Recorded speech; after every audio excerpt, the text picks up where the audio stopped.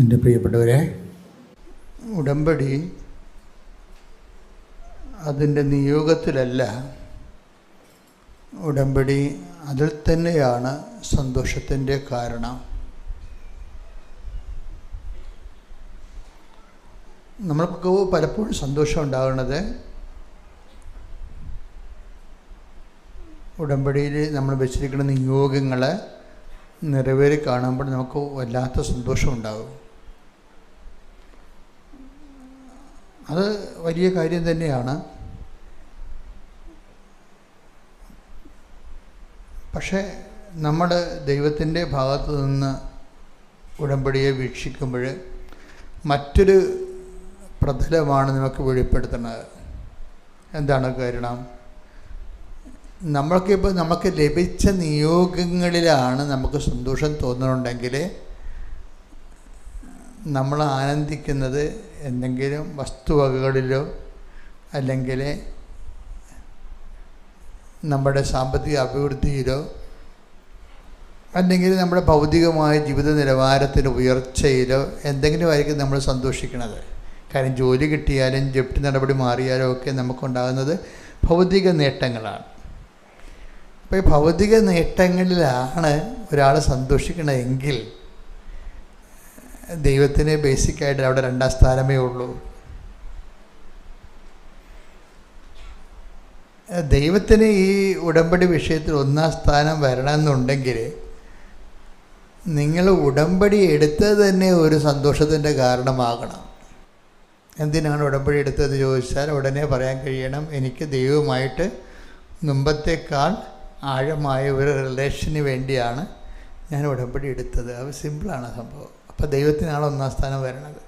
എന്തിനാണ് ഉടമ്പടി എടുത്തതെന്ന് ചോദിച്ചു കഴിഞ്ഞാൽ നമുക്ക് കൃത്യമായിട്ടുണ്ടാകേണ്ട ഉത്തരം അതിൻ്റെ കാരണം ഈ ബൈബിളിലെ ഈ കർത്താവിൽ വിശ്വസിക്കാൻ കഴിഞ്ഞതിൽ, ആ വിശ്വാസത്തിൻ്റെ നേട്ടങ്ങളിലല്ല,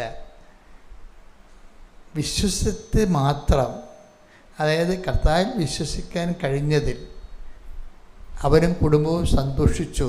അതാണ് യഥാർത്ഥ സുവിശേഷത്തിൻ്റെ സന്തോഷം.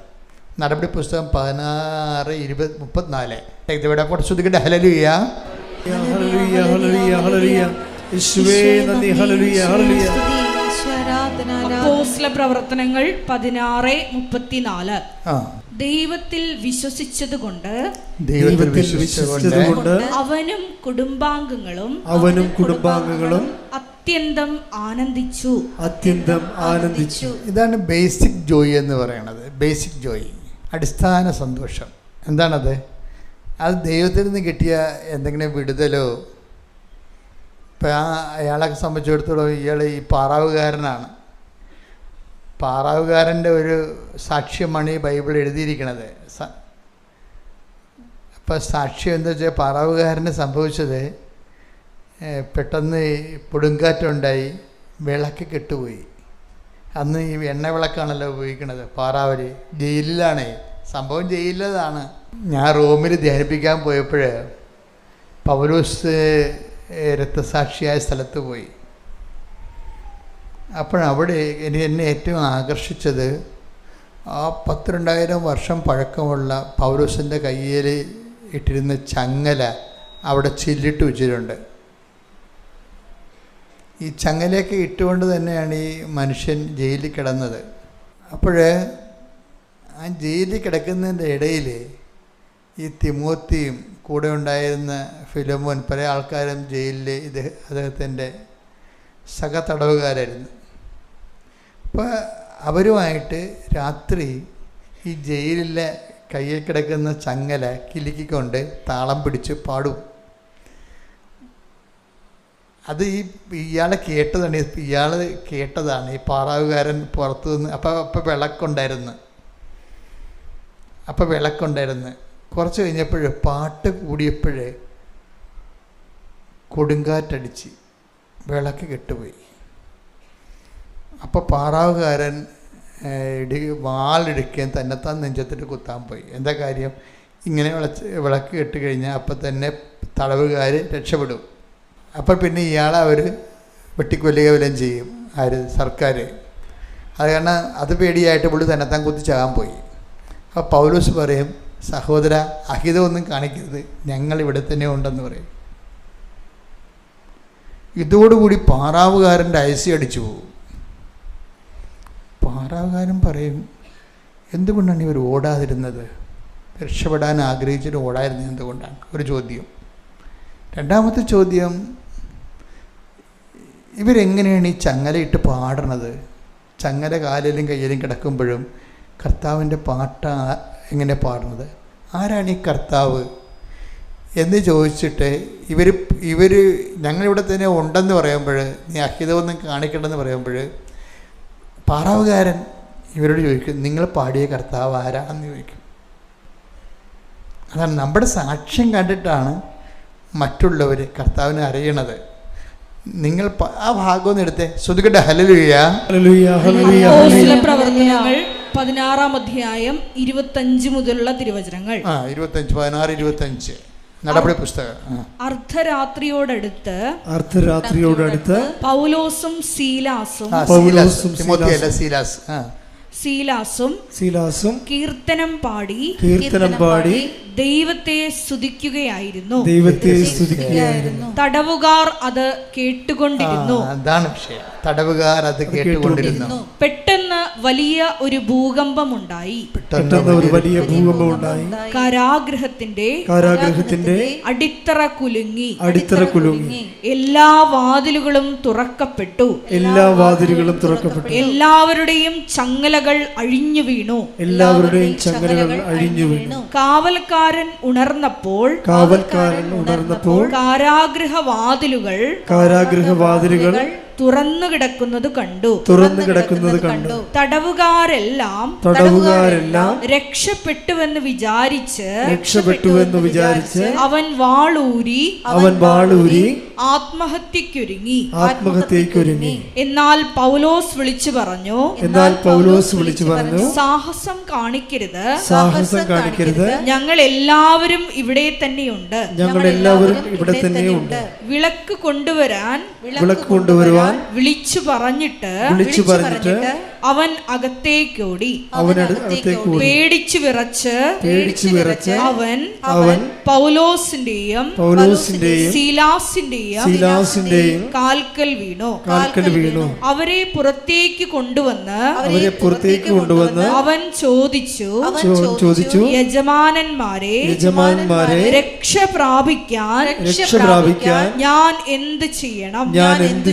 അവർ പറഞ്ഞു, കർത്താവായ യേശുവിൽ വിശ്വസിക്കുക.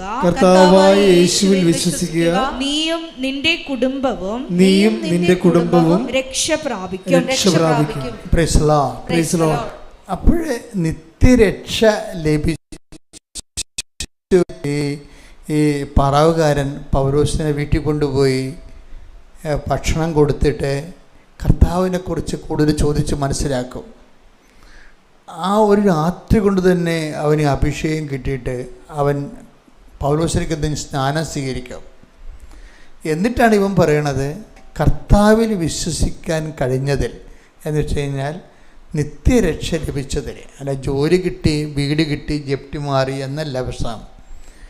കർത്താവിൽ വിശ്വസിക്കാൻ കഴിഞ്ഞത് തന്നെ ഈ മനുഷ്യന് വലിയ സന്തോഷമായി മാറുകയാണ്. ഏതാണ്ട് ഇതേ ഒരു പാരലിൽ വേണം ഉടമ്പടിയെ സമീപിക്കാൻ. ഉടമ്പടിയിൽ നമുക്ക് എന്ത് വേണമെങ്കിലും നടക്കും. നമ്മൾ ആയിരക്കണക്കിന് സാക്ഷ്യങ്ങൾ യൂട്യൂബിലുള്ള ഒരു കേന്ദ്രവും ലോകത്ത് കാണത്തില്ല. 10, അതായത് ഒരു ലക്ഷത്തോടടുത്ത് വരുന്ന ഇപ്പോൾ സാക്ഷ്യങ്ങൾ.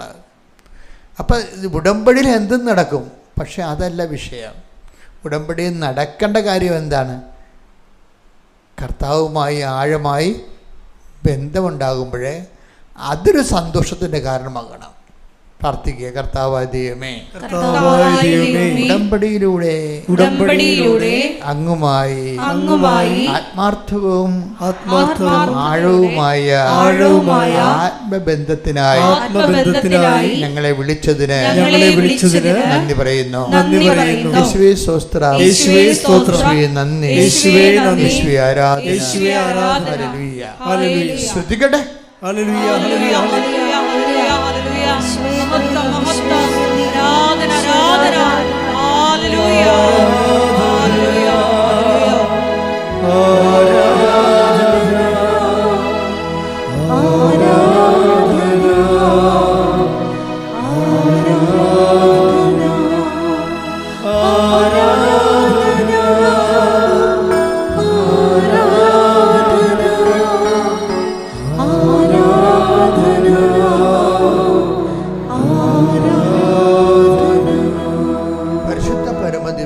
പരിശുദ്ധനാമത്തിന് നേരവും ആരാധനയും സ്തുതിയും പുകഴ്ചയും ഉണ്ടായിരിക്കട്ടെ.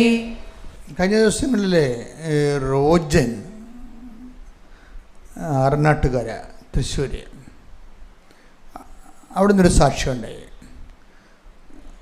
ആ സാക്ഷ്യത്തിൻ്റെ രീതികൾ റോജൻ പറയണത് ഉടമ്പടിയിലൂടെ എൻ്റെ തോട്ട് പ്രോസസ്സ് പോലും കർത്താവ് ചേഞ്ച് ചെയ്തെന്നാണ്.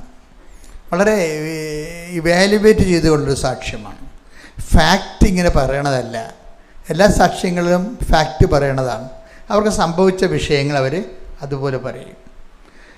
കുറച്ച് എഡ്യൂക്കേറ്റഡ് ആയിട്ടുള്ള ആൾക്കാർ സാക്ഷ്യം പറയുമ്പോൾ സ്കാൻ ചെയ്തേ പറയത്തുള്ളൂ. അവർ നിരീക്ഷിക്കും, what is happen to our home, ഞങ്ങളുടെ വീട്ടിൽ എന്ത് സംഭവിക്കുന്നു. കാരണം റോജൻ്റെ വീട്ടിൽ അമ്മ ഉടമ്പടിയിലാണ്, ഭാര്യ ഉടമ്പടിയിലാണ്, റോജൻ ഉടമ്പടിയിലാണ്. മനസ്സിലേക്ക് ഒരു വ്യക്തി അവർ മൂന്ന് ഉടമ്പടി എടുത്തിരിക്കുകയും. അപ്പോൾ ഒരു ആ ഫാമിലി മൊത്തം സെറ്റപ്പ് ഉടമ്പടി സെറ്റപ്പാണ്.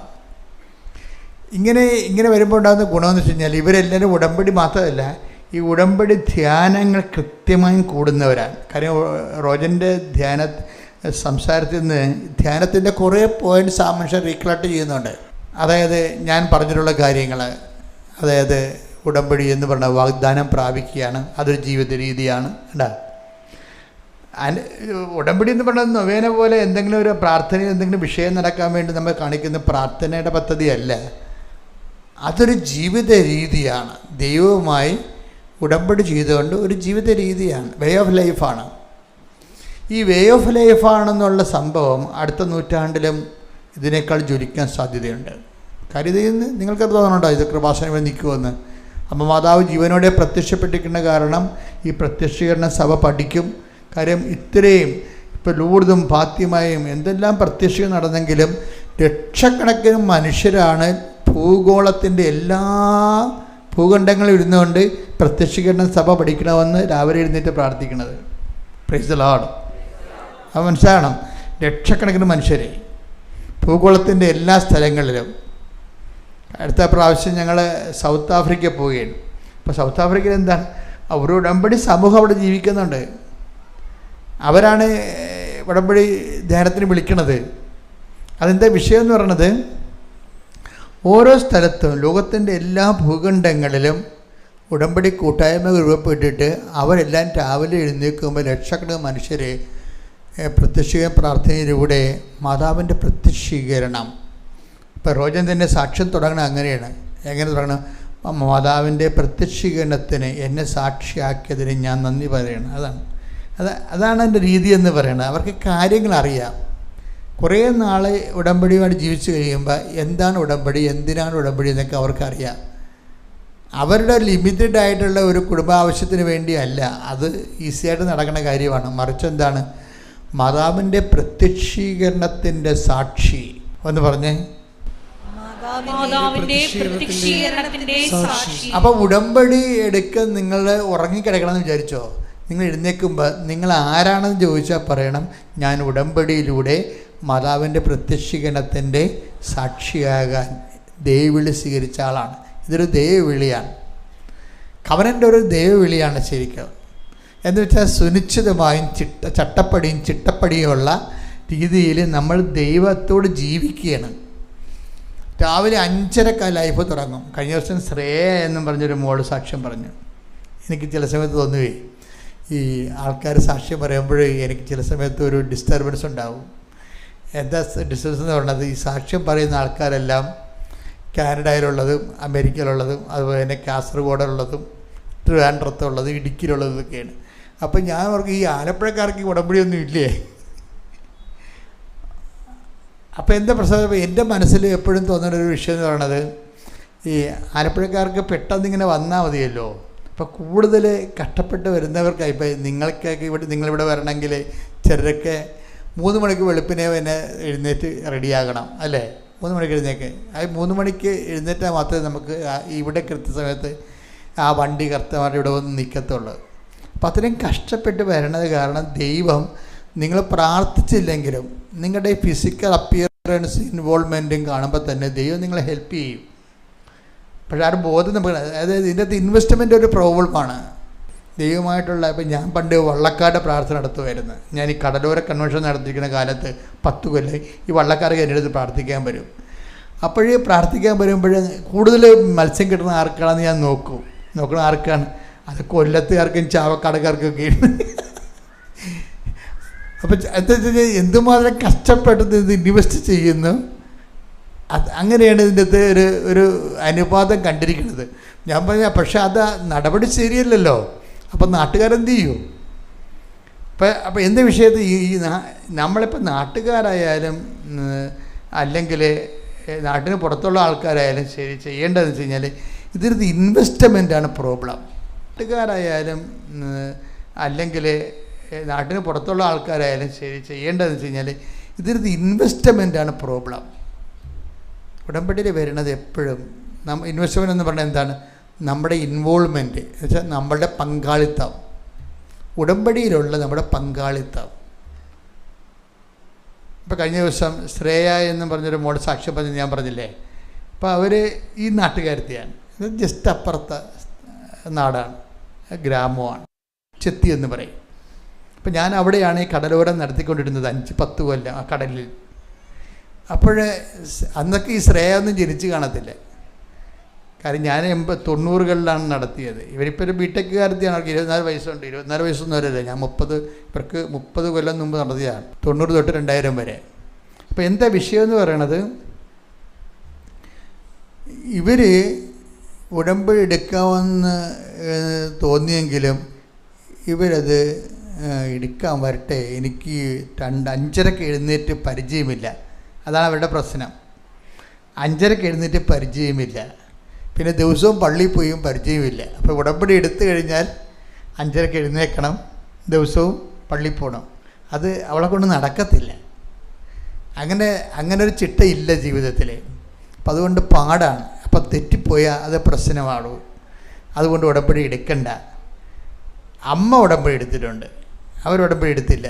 കുറച്ച് കഴിഞ്ഞപ്പോൾ ശ്രേയക്ക്, നമുക്കറിയാമല്ലോ നമ്മുടെ ജീവിതത്തിൽ ഇങ്ങനെ കുറച്ച് മുന്നോട്ട് പോകുമ്പോൾ ജീവിതത്തെ വിലയിരുത്തിയാൽ നമുക്ക് മനസ്സിലാകും.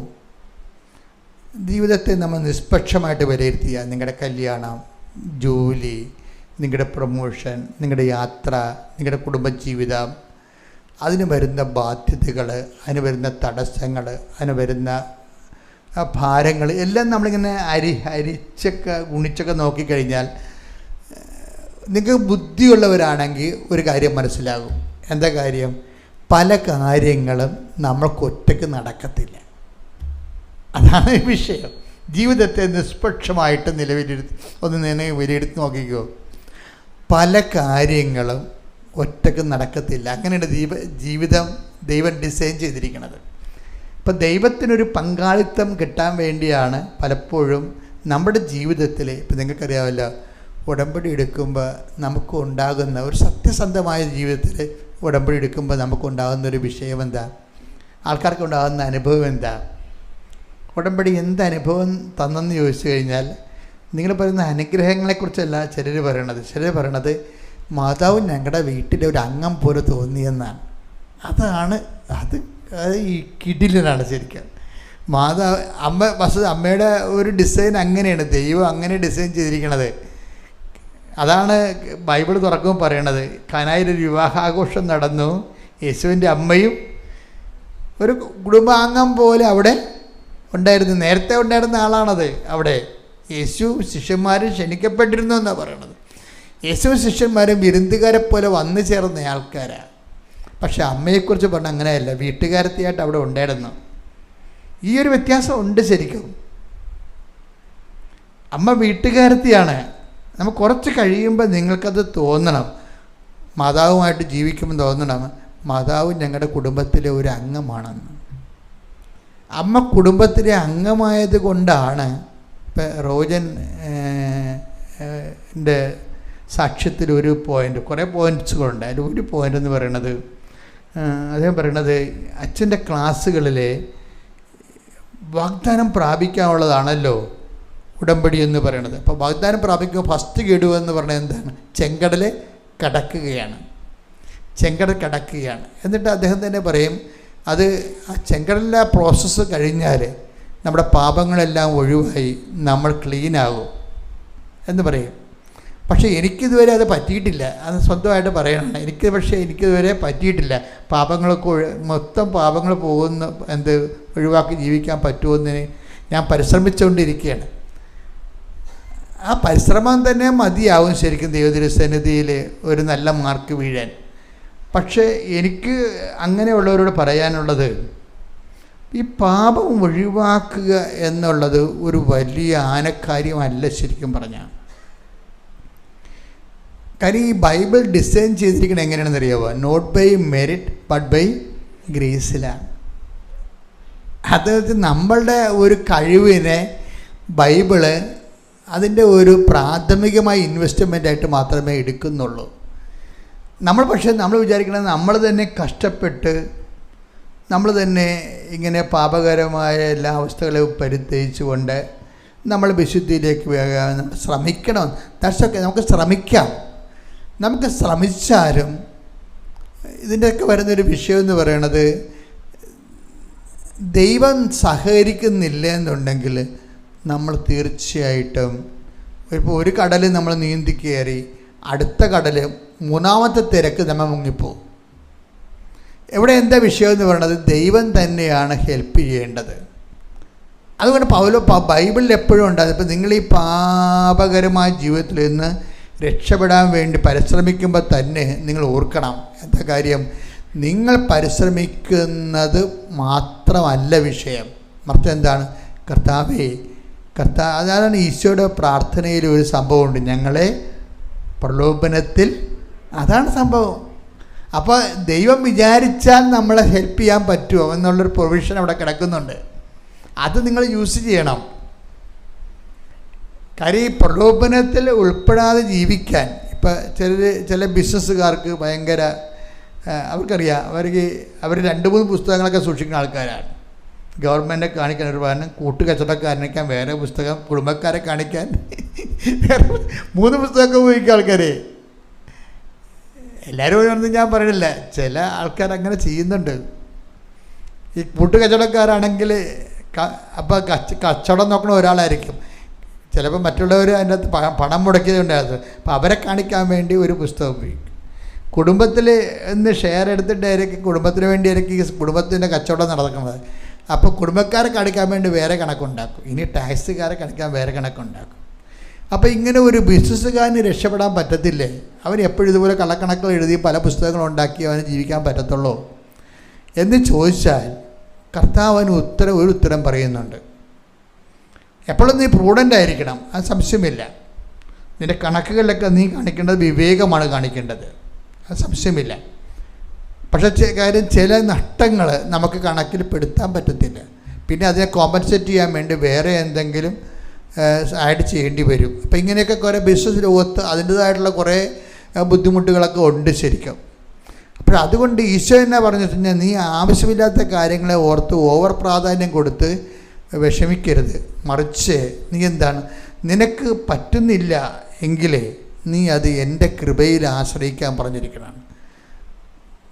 അതാണ് ഇത്രയും വലിയ പാടാണെങ്കിൽ അങ്ങനെ വാക്കുണ്ടല്ല അല്ലേ, ആർക്ക് രക്ഷപ്പെടാൻ കഴിയുമെന്ന് കേൾക്കണില്ലേ? അതായത് ശ്രുതിക്കട്ടെ ഹല്ലേലൂയ. 19:26 എടുത്ത് മത്തായി ശ്ലീഹായുടെ സുവിശേഷം 19:26 ശ്രുതിക്കട്ടെ ഹല്ലേലൂയ.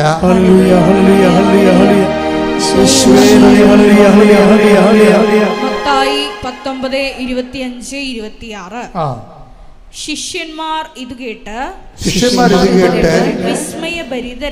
വിസ്മയഭരിതരായി അവനോട് ചോദിച്ചു, അങ്ങനെയെങ്കിൽ രക്ഷപ്പെടാൻ ആർക്ക് സാധിക്കും?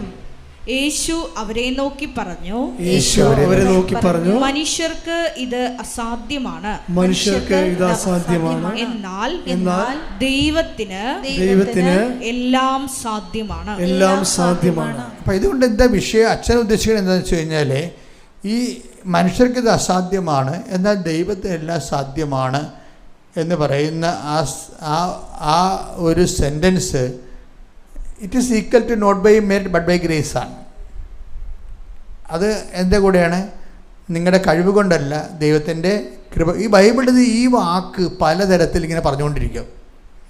പല പല സ്ഥലങ്ങളിൽ ഇത് തന്നെയാണ് പറയണത്, not by merit but by grace എന്നാണ്. എന്നിട്ട് ഇപ്പം നിങ്ങൾ മനുഷ്യർക്ക് ഇത് അസാധ്യമാണ്, ദൈവത്തിന് സാധ്യമാണെന്ന് പറയുന്നത് അത് തന്നെയാണ്, not by merit but by grace. അപ്പം ഇങ്ങനെ നിങ്ങൾക്ക് ഏതെങ്കിലും പാപം, പ്രവചൻ്റെ സാക്ഷ്യത്തിൽ തന്നെ ഒരു ദുശ്ശീലത്തെക്കുറിച്ച് പറയുന്നുണ്ട്. അയാൾക്ക് 10-29 കൊല്ലം ഉണ്ടായിരുന്നൊരു ദുശ്ശീലമാണ്, ബാഡ് ഹാബിറ്റ്. ഉടമ്പടി എടുത്തോടുകൂടി മദർ ആ സംഭവം അങ്ങോട്ട് ഏറ്റെടുത്ത്. അതാണ് ഇത്രയും ഉടമ്പടി എടുക്കാത്ത സാധാരണ ഒരു നല്ല ക്രിസ്ത്യ ജീവിതമുള്ള കുടുംബമാണിത്, ഉടമ്പടി എടുക്കാതെ.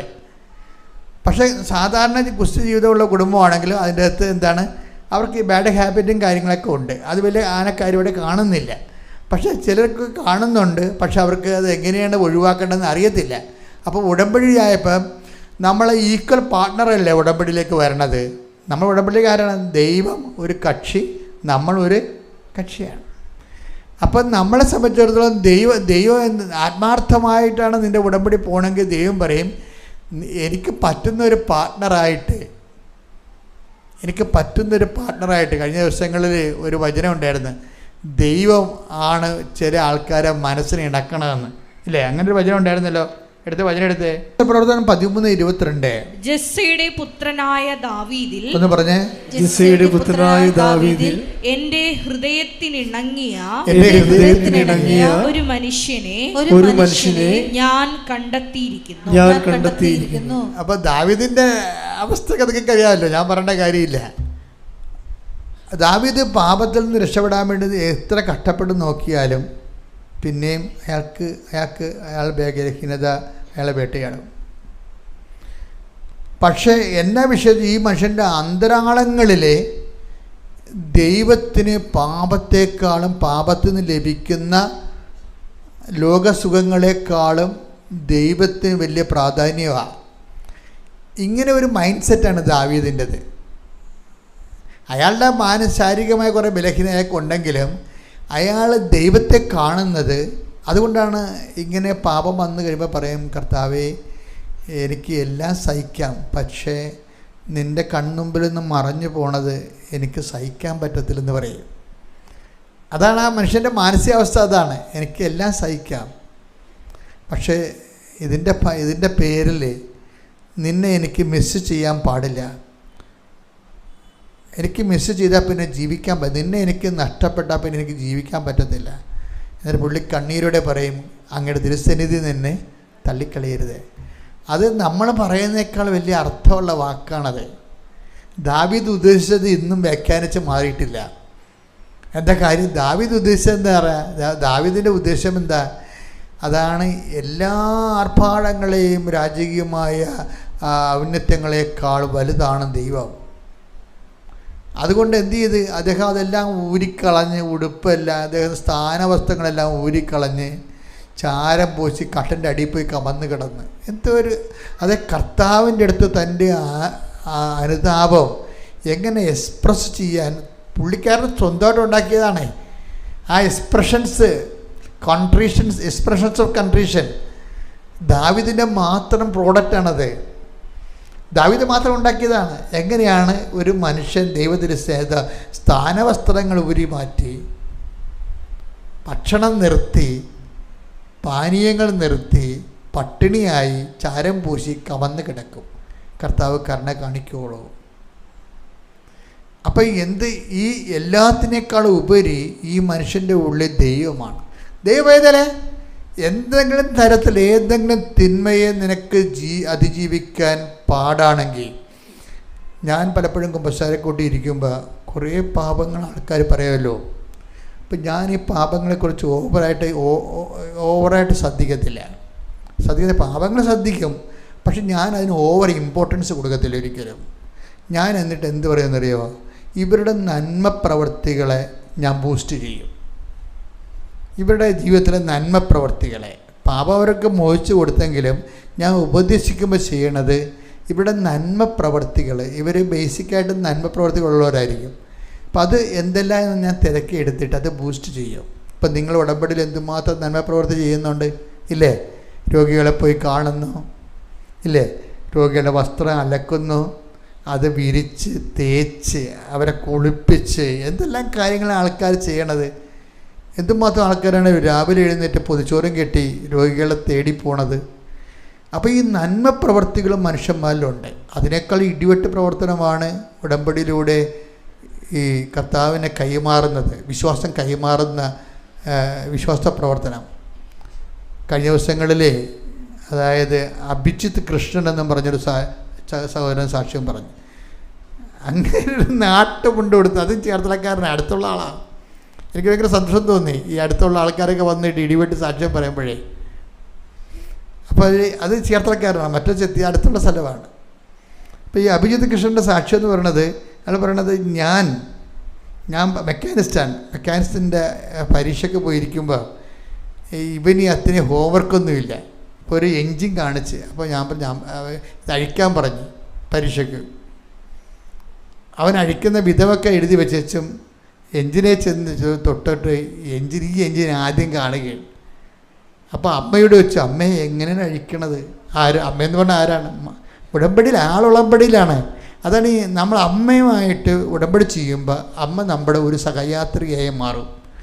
ഉടനെ ഈ അഭിജിത്ത് കൃഷ്ണൻ അമ്മയോട് ചോദിക്കും, അമ്മ ഇത് എങ്ങനെ അഴിക്കണമെന്ന് ചോദിച്ചു. അപ്പോൾ അമ്മ പറയും, നീ അടുത്ത് ചെല്ലാൻ പറയും. അപ്പോൾ ഇവനിന് എൻജിൻ ആദ്യം 2 എൻജിൻ കാണിച്ചിട്ടുണ്ട്. 2 എൻജിൻ കാണിച്ചിട്ടുണ്ട്. ഒരു എൻജിൻ ഈ ഗ്രീസൊക്കെ പറ്റി കുഴപ്പമായിരിക്കണ എൻജിനാണ്, ഒരു എൻജിൻ നല്ല മിടുക്കനായിട്ട് സ്മാർട്ടായിട്ടിരിക്കുന്ന എൻജിനാണ്. അപ്പോൾ ഇവൻ എന്നാ ചെയ്ത് കുഴപ്പം പിടിച്ചിരിക്കുന്ന എൻജിൻ്റെ അടുത്ത് ചെന്നുവെച്ചും ഈ ഒരു സാധനത്തെ പിടിച്ച് വലിച്ചപ്പോൾ പിസ്റ്റൺ ഓപ്പണായി. ഉടനെ എക്സാമിനർ വന്നിട്ടും പറഞ്ഞ്, ഈ പിസ്റ്റൺ എന്തിനു വേണ്ടിയാണ് ഉപയോഗിക്കണമെന്ന് ചോദിച്ചു. അപ്പോൾ ഉപയോഗിക്കുന്ന കാര്യങ്ങൾ പറഞ്ഞു. അപ്പോൾ എക്സാമിനർ വിചാരിച്ച് ഇവൻ പിസ്റ്റനെ പിടിച്ച് വലിച്ചപ്പോഴേ അതിൻ്റെ അകത്തുനിന്നുണ്ടെന്ന കുറേ സാധനങ്ങൾ ഓപ്പറേറ്റായി. അപ്പോൾ ഈ എക്സാമിനർ വിചാരിച്ചിരിക്കുന്നത് ഇവനിതെല്ലാം അറിഞ്ഞുകൊണ്ടാണ് ചെയ്യണമെന്നാണ്. പക്ഷേ ഇവനെ അറിയാൻ പാടില്ല പൊട്ടങ്ങൾക്ക് പോയി ചെയ്തതാണ്. പൊട്ടങ്ങൾക്ക് ചെയ്തതല്ല, അമ്മ ചെയ്യിച്ചതാണ്. അമ്മ കൂടെ നിൽക്കുമ്പോൾ ഇതുപോലെ കുറേ കസരത്തുകൾ നടക്കും. ഇവനാണെങ്കിൽ അമ്മയുമായിട്ട് നല്ല ടൈറ്റ് റിലേഷനാണ്. ടൈറ്റ് റിലേഷൻ എന്ന് പറഞ്ഞാൽ പുള്ളിക്കാരൻ പറയണത്, ഞാൻ 33 നഗരസഭയിൽ പോയിട്ടുണ്ട് കേരളത്തിൻ്റെ. പാലക്കാട് മുതൽ എല്ലായിടത്തും പോയി പത്രം കൊടുക്കും. ഇതൊക്കെയാണ് ആൾക്കാരുടെ അവസ്ഥ. ഇവരൊക്കെ അമ്മയെന്നൊക്കെ വിളിച്ചാൽ പിന്നെ എങ്ങനെയാണ് ഈ എഞ്ചിനൊക്കെ തുറക്കാതെ വരുന്നത്? എഞ്ചിനൊക്കെ തുറന്നു തരും, ഒരു സംശയമില്ല. അതായത് ഈ യദുകൃഷ്ണൻ്റെ ഇൻവെസ്റ്റ്മെൻറ്റ് ഭയങ്കരമാണ്. യദുകൃഷ്ണനല്ല, അഭിജിത്ത് കൃഷ്ണൻ്റെ. എന്താ വിഷയത്തിൽ അവൻ ചെയ്യണമെന്ന് വെച്ച് കഴിഞ്ഞാൽ എല്ലാ നഗരസഭയിലും, അവൻ്റെ എന്തോ നഗരസഭ ജോലിയുള്ള ആളാണെന്ന് തോന്നുന്നു, അവിടെ എന്തോ ബന്ധമുണ്ടല്ലേ. പിന്നെ നഗരസഭയിൽ പോകേണ്ട, നഗരസഭ നോക്കിയെടുത്തിട്ട് കേരളത്തിലെ മൊത്തം നഗരസഭ 33 നഗരസഭ ഉണ്ട്. അവിടെ എല്ലായിടത്തും പോയി പത്രം കൊടുത്തിട്ട് ക്രിസ്തുവിനെക്കുറിച്ച് സംസാരിക്കും. ഞാൻ പറഞ്ഞു അവനോട് ക്രിസ്തുവിനെക്കുറിച്ച് സംസാരിക്കാൻ, ഞാൻ പറഞ്ഞിട്ടില്ല. ഞാൻ അവനെ കണ്ടിട്ടില്ല. ഒരു ഉടമ്പടിയിലാകുമ്പോൾ മാതാവ് ഇവരുമായിട്ട് റിലേഷനാവും. അപ്പം പിന്നെ അമ്മ ഇവനെ വഴി നടത്തും. ബസ്സിൽ കയറി കഴിയുമ്പോൾ ഇങ്ങനെ നഗരസഭയിലൊക്കെ പോകാൻ വേണ്ടി ബസ്സിന് പോകുമ്പോൾ പരിശുദ്ധാത്മാവ് നിറഞ്ഞിട്ട് ഇവൻ ബസ് ചെയ്യുന്നുണ്ട്, കർത്താവിൻ്റെ പാട്ടുകൾ പാടുമ്പോൾ ആൾക്കാരെല്ലാം ശ്രദ്ധിക്കും. അപ്പോഴിവൻ ഈശോയെക്കുറിച്ചും ഉടമ്പടിയെക്കുറിച്ചും മാതാവിനെക്കുറിച്ചൊക്കെ സംസാരിക്കും. ഇങ്ങനെയാണ് ആൾക്കാരെ പ്രേക്ഷിത വേല ചെയ്യണത്. കുറേ കത്തോലിക്കൻ കച്ചവടക്കാർ പിണ്ണാക്കും കൊടുക്കും, അരിയും കൊടുക്കും, പരിപ്പും കൊടുക്കും, അതിൻ്റെ കൂടെ ഒരു പത്രം കൊടുക്കും. എങ്ങനെയുണ്ട് പരിപാടി? ഇത് എപ്പോഴും ഓർത്തേക്കണം. എനിക്ക് ഏറ്റവും പേടി കച്ചവടക്കാരുടെയാണ്. എന്താ സംഭവിച്ചത്, വീട്ടിൽ ഒരു കച്ചവടം ഉണ്ടാകും, അവർ പത്രം കൊണ്ട് ഒരിടത്തും പോകത്തില്ല. എന്താ കാര്യം? ഞങ്ങളുടെ കടയിൽ ആൾ വരുന്നില്ല, മക്കളിത് വർക്കൗട്ട് ചെയ്യത്തില്ല. ഇത് ദൈവത്തിൻ്റെ കണ്ണിൽ പൊടിയിടുകയാണ്. നിങ്ങൾ എൻ്റെ അടുത്ത് പിണ്ണാക്കും ചുരുട്ടി കൊടുക്കും, അരിയും കൊടുക്കും, കപ്പയും കൊടുക്കും, അതിൻ്റെ കൂടെ ഒരു പത്രവും കൊടുക്കും. അത് വർക്കൗട്ട് ചെയ്യത്തില്ല. എന്താ പ്രശ്നം വെച്ച് കഴിഞ്ഞാൽ നിങ്ങൾ ഈ അഭിജിത്ത് കൃഷ്ണൻ്റെ കൂടെയാണ് മത്സരിക്കണത്. അതാണ് പ്രശ്നം. അഭിജിത്ത് കൃഷ്ണനെ പോലെയുള്ള ആൾക്കാരുടെ കൂടെയാണ് നമ്മൾ മത്സരിക്കണമെന്ന് ഓർക്കണം. അപ്പം നീ കടയിൽ നിന്നുകൊണ്ട് വട്ടം തിരിഞ്ഞ് അങ്ങോട്ടും ഇങ്ങോട്ടും കൊടുക്കണമല്ലോ കാര്യങ്ങൾ. അപ്പം അങ്ങനെ വരുമ്പോൾ ഇതിൻ്റെ അകത്ത് വളരെ ഈ എന്നിട്ട് ഈ അഭിജിത്ത് കൃഷ്ണൻ പറയണമെന്ന് വെച്ചാൽ, അയാൾ പറയുന്നതിൻ്റെ കാരണമുണ്ട്. എന്ന് വെച്ച് കഴിഞ്ഞാൽ, ഞാൻ വർക്ക് ചെയ്യുമ്പോൾ വിശേഷ വിദ്യ നിങ്ങൾ എന്താണ് ചെയ്യണത് എന്ന് കർത്താവ് ചോദിച്ചിട്ടുണ്ട്. അതുകൊണ്ട് ഞാൻ വിശേഷ വിദ്യയായി ബസ്സിൽ കയറി പാട്ട് പാടും. ഞാൻ വിശേഷ വിദ്യയായി ബസ്സിലുള്ള ആൾക്കാരുടെ സുവിശേഷം പ്രസംഗിക്കും. ഈ വിശേഷവിദ്യ എവിടെ നിന്ന് കിട്ടിയതാണ്? ഈ ഉടമ്പടി ധ്യാനത്തിൽ നിന്ന് കിട്ടിയതാണ്. ചില ആൾക്കാർക്ക് വരുന്ന ഏറ്റവും വലിയ അബദ്ധം എന്നല്ല, കെണി എന്ന് പറയുന്നത് എന്താ അറിയാമോ? നിങ്ങൾ ഉടമ്പടി ധ്യാനം കൂടത്തില്ല. ചില ആൾക്കാർ പകുതി കൂടും, വവ്വാല് കടിച്ചതുപോലെ പകുതി കൂടും. അങ്ങനെ വരുമ്പോൾ എന്താ പ്രശ്നം? നമുക്ക് അപ്ഡേഷൻസ് കിട്ടുന്നത് ഉടമ്പടി ധ്യാനത്തിലൂടെയാണ്. നിങ്ങൾക്ക് തന്നെ ദൈവമായിട്ട് ഓരോരോ കാലത്തും നിങ്ങളുടെ വിഷയങ്ങൾക്ക് പരിഹാരങ്ങളെല്ലാം പറയണതും വെളിപാട് കിട്ടുന്നതും എല്ലാം ഉടമ്പടി ധ്യാനത്തിലാണ്. നിങ്ങൾ പ്രബുദ്ധരാകണത് എങ്ങനെയാണ്? ഉടമ്പടി ധ്യാനത്തിലാണ്. ഇപ്പം ചില ആൾക്കാർ 5 പുതുക്കിയ ആൾക്കാർ കണ്ടിട്ടുണ്ടല്ലോ, 5 പുതുക്കിയ ആൾക്കാരെ കണ്ടിട്ടില്ലേ? നമുക്ക് അവരെ കാണുമ്പോൾ അറിയാം അവർക്ക് ഒരു ഉടമ്പടി എടുത്തതിൻ്റെ പോലും നിലവാരമില്ല. അതിൻ്റെ കാരണം എന്താ? അവർ ഉടമ്പടി ധ്യാനം കൂടത്തില്ല. ദൈവത്തിന് നിങ്ങൾക്ക് ഉടമ്പടി ധ്യാനം കൂടാൻ വരുമ്പോൾ എന്താ പറ്റണമെന്ന് അറിയാവോ? നിങ്ങൾ ഉടമ്പടി ഓട്ടോമാറ്റിക്കായിട്ട് വട്ടം കണ്ടിക്കും. എന്താ കാര്യം? നിങ്ങൾ ഇവിടെ വന്ന മാതാവിൻ്റെ തിരുസന്നിധിയിൽ ഉടമ്പടി വിളക്ക് തെളിച്ചിട്ടാണ് ആഴ്ചവട്ടമുള്ള ഉടമ്പടി ധ്യാനത്തിൽ കൂടിക്കൊള്ളാമെന്ന് പ്രഖ്യാപിക്കണത്. ആഴ്ചവട്ടമുള്ള ഉടമ്പടി ധ്യാനത്തിൽ കൂടിക്കൊള്ളാമെന്ന് പ്രഖ്യാപിച്ചിട്ടാണ് ഈ ആൾക്കാർ ഉടമ്പടി ധ്യാനം കൂടാതിരിക്കുമ്പോൾ എന്നാ സംഭവിക്കുന്നത്? അപ്പം വട്ടം കണ്ടിക്കും. വട്ടം കണ്ടിക്കണമല്ല, ദൈവത്തിനെ പറ്റിച്ചതിന് നിങ്ങൾ പരിഹാരം ചെയ്യേണ്ടി വരും. കാര്യം ഉടമ്പടി വളരണത് പ്രബോധനത്തിലൂടെയാണ് വളരണത്. അതിൻ്റെ പ്രബോധനം കിട്ടിയ ആൾക്കാരാണ്, പ്രബോധനം ഫോളോ ചെയ്യുന്നവരാണ് വലിയ സാക്ഷ്യങ്ങൾ പറയുന്നത്. ഈ അഭിജിത് കൃഷ്ണൻ പറഞ്ഞു കേട്ടില്ലേ? ആ വചനം എടുത്ത് 5:46 സ്തുതിക്കട്ടെ. ഹല്ലേലൂയ ഹല്ലേലൂയ യേശുവേ നന്ദി. ഹല്ലേലൂയ ഹല്ലേലൂയ ഹല്ലേലൂയ ഹല്ലേലൂയ യേശുവേ ആരാധന. മത്തായി 5:46 നിങ്ങളെ സ്നേഹിക്കുന്നവരെ നിങ്ങൾ സ്നേഹിച്ചാൽ നിങ്ങൾക്ക് എന്ത് പ്രതിഫലമാണ് ലഭിക്കുക? ചുങ്കക്കാർ പോലും അത് തന്നെ ചെയ്യുന്നില്ലേ? സഹോദരങ്ങളെ മാത്രമേ നിങ്ങൾ അഭിവാദനം ചെയ്യുന്നുള്ളൂവെങ്കിൽ വിശേഷവിധിയായി എന്താണ് നിങ്ങൾ ചെയ്യുന്നത്? എന്താ വിഷയം എന്നാണ് കേട്ടില്ലേ? എന്താണ് വിശേഷവിധിയായി നിങ്ങൾ എന്താണ് ചെയ്യുന്നത്? അപ്പം കർത്താവിൻ്റെ മൈൻഡ് സെറ്റിലുള്ള സംഭവം എന്താണ്? വിശേഷവിധിയാണ്. ഈ കൽപ്പിക്കപ്പെട്ടതെല്ലാം ചെയ്തു കഴിഞ്ഞാൽ അത് മെറിറ്റോറിയസ് അല്ലെന്ന് ഈശോ പറഞ്ഞിട്ടുണ്ട്.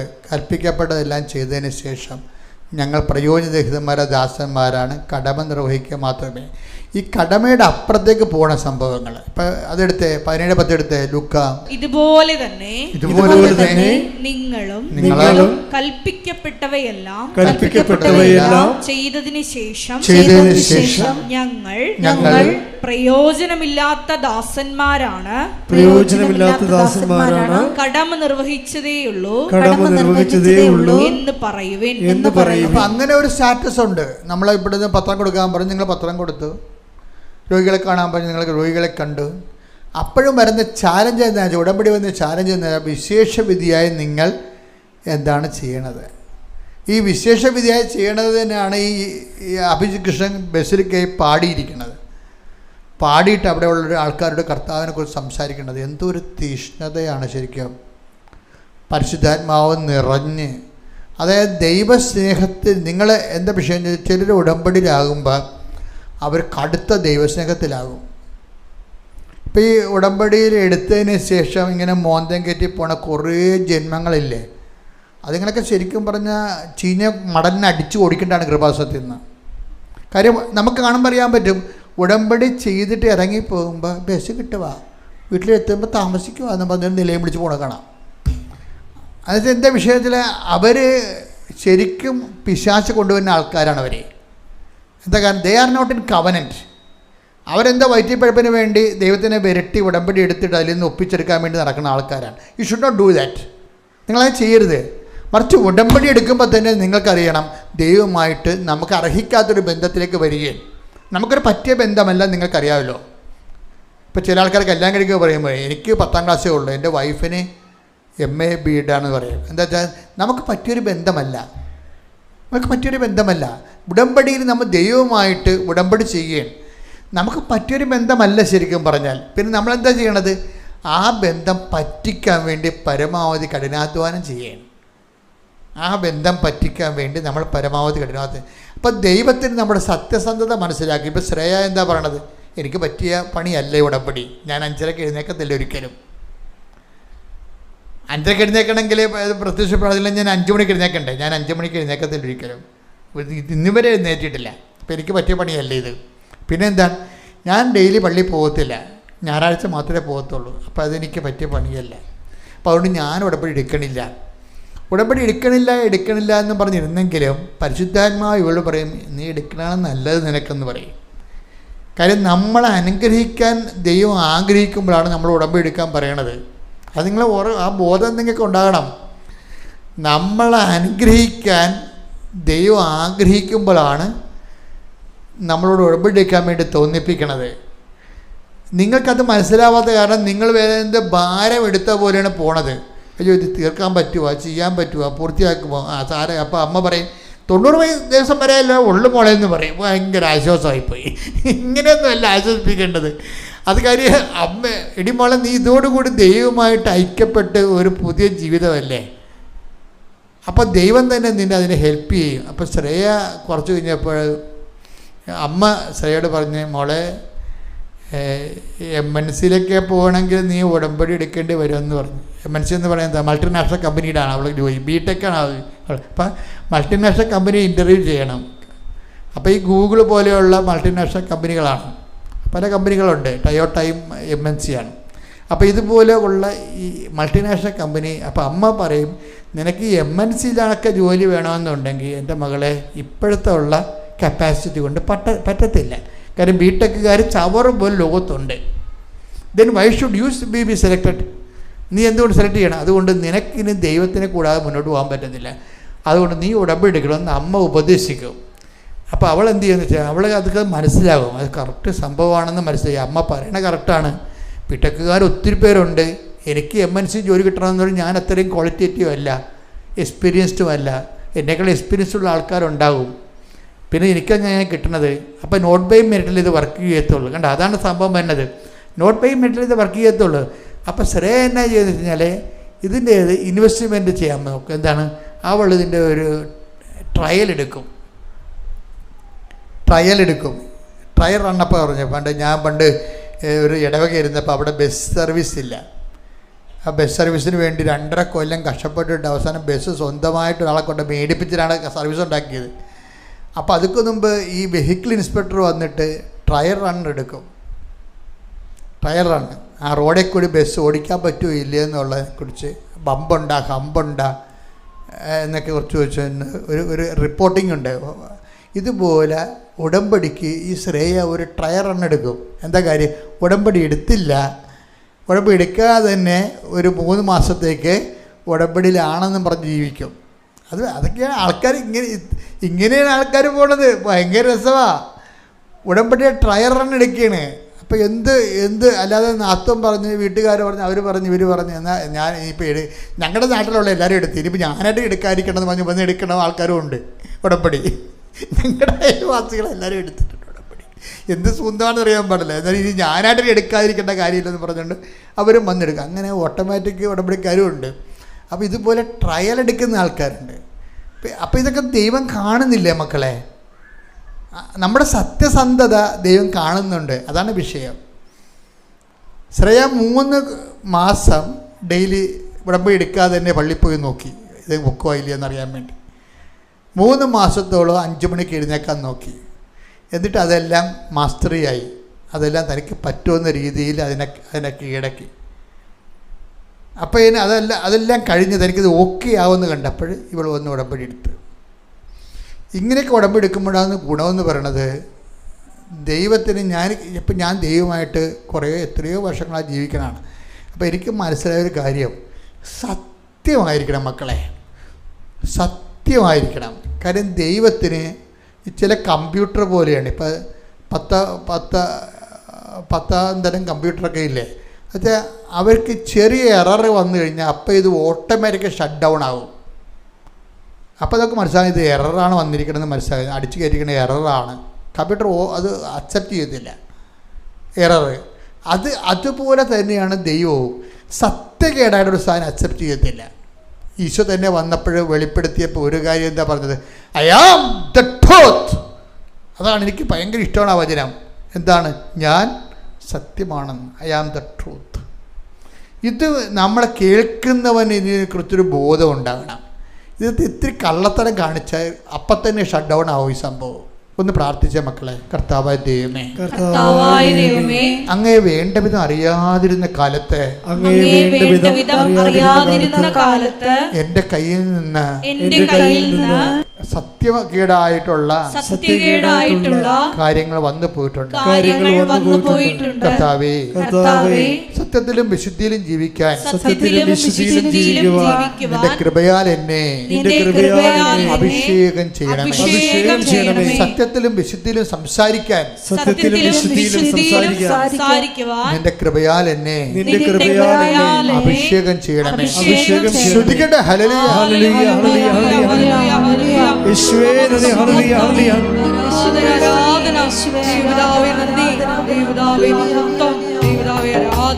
കൈയടിച്ചുകൊണ്ട് സന്തോഷത്തോടെ പാടാം, ദൈവത്തെ ആരാധിക്കാം.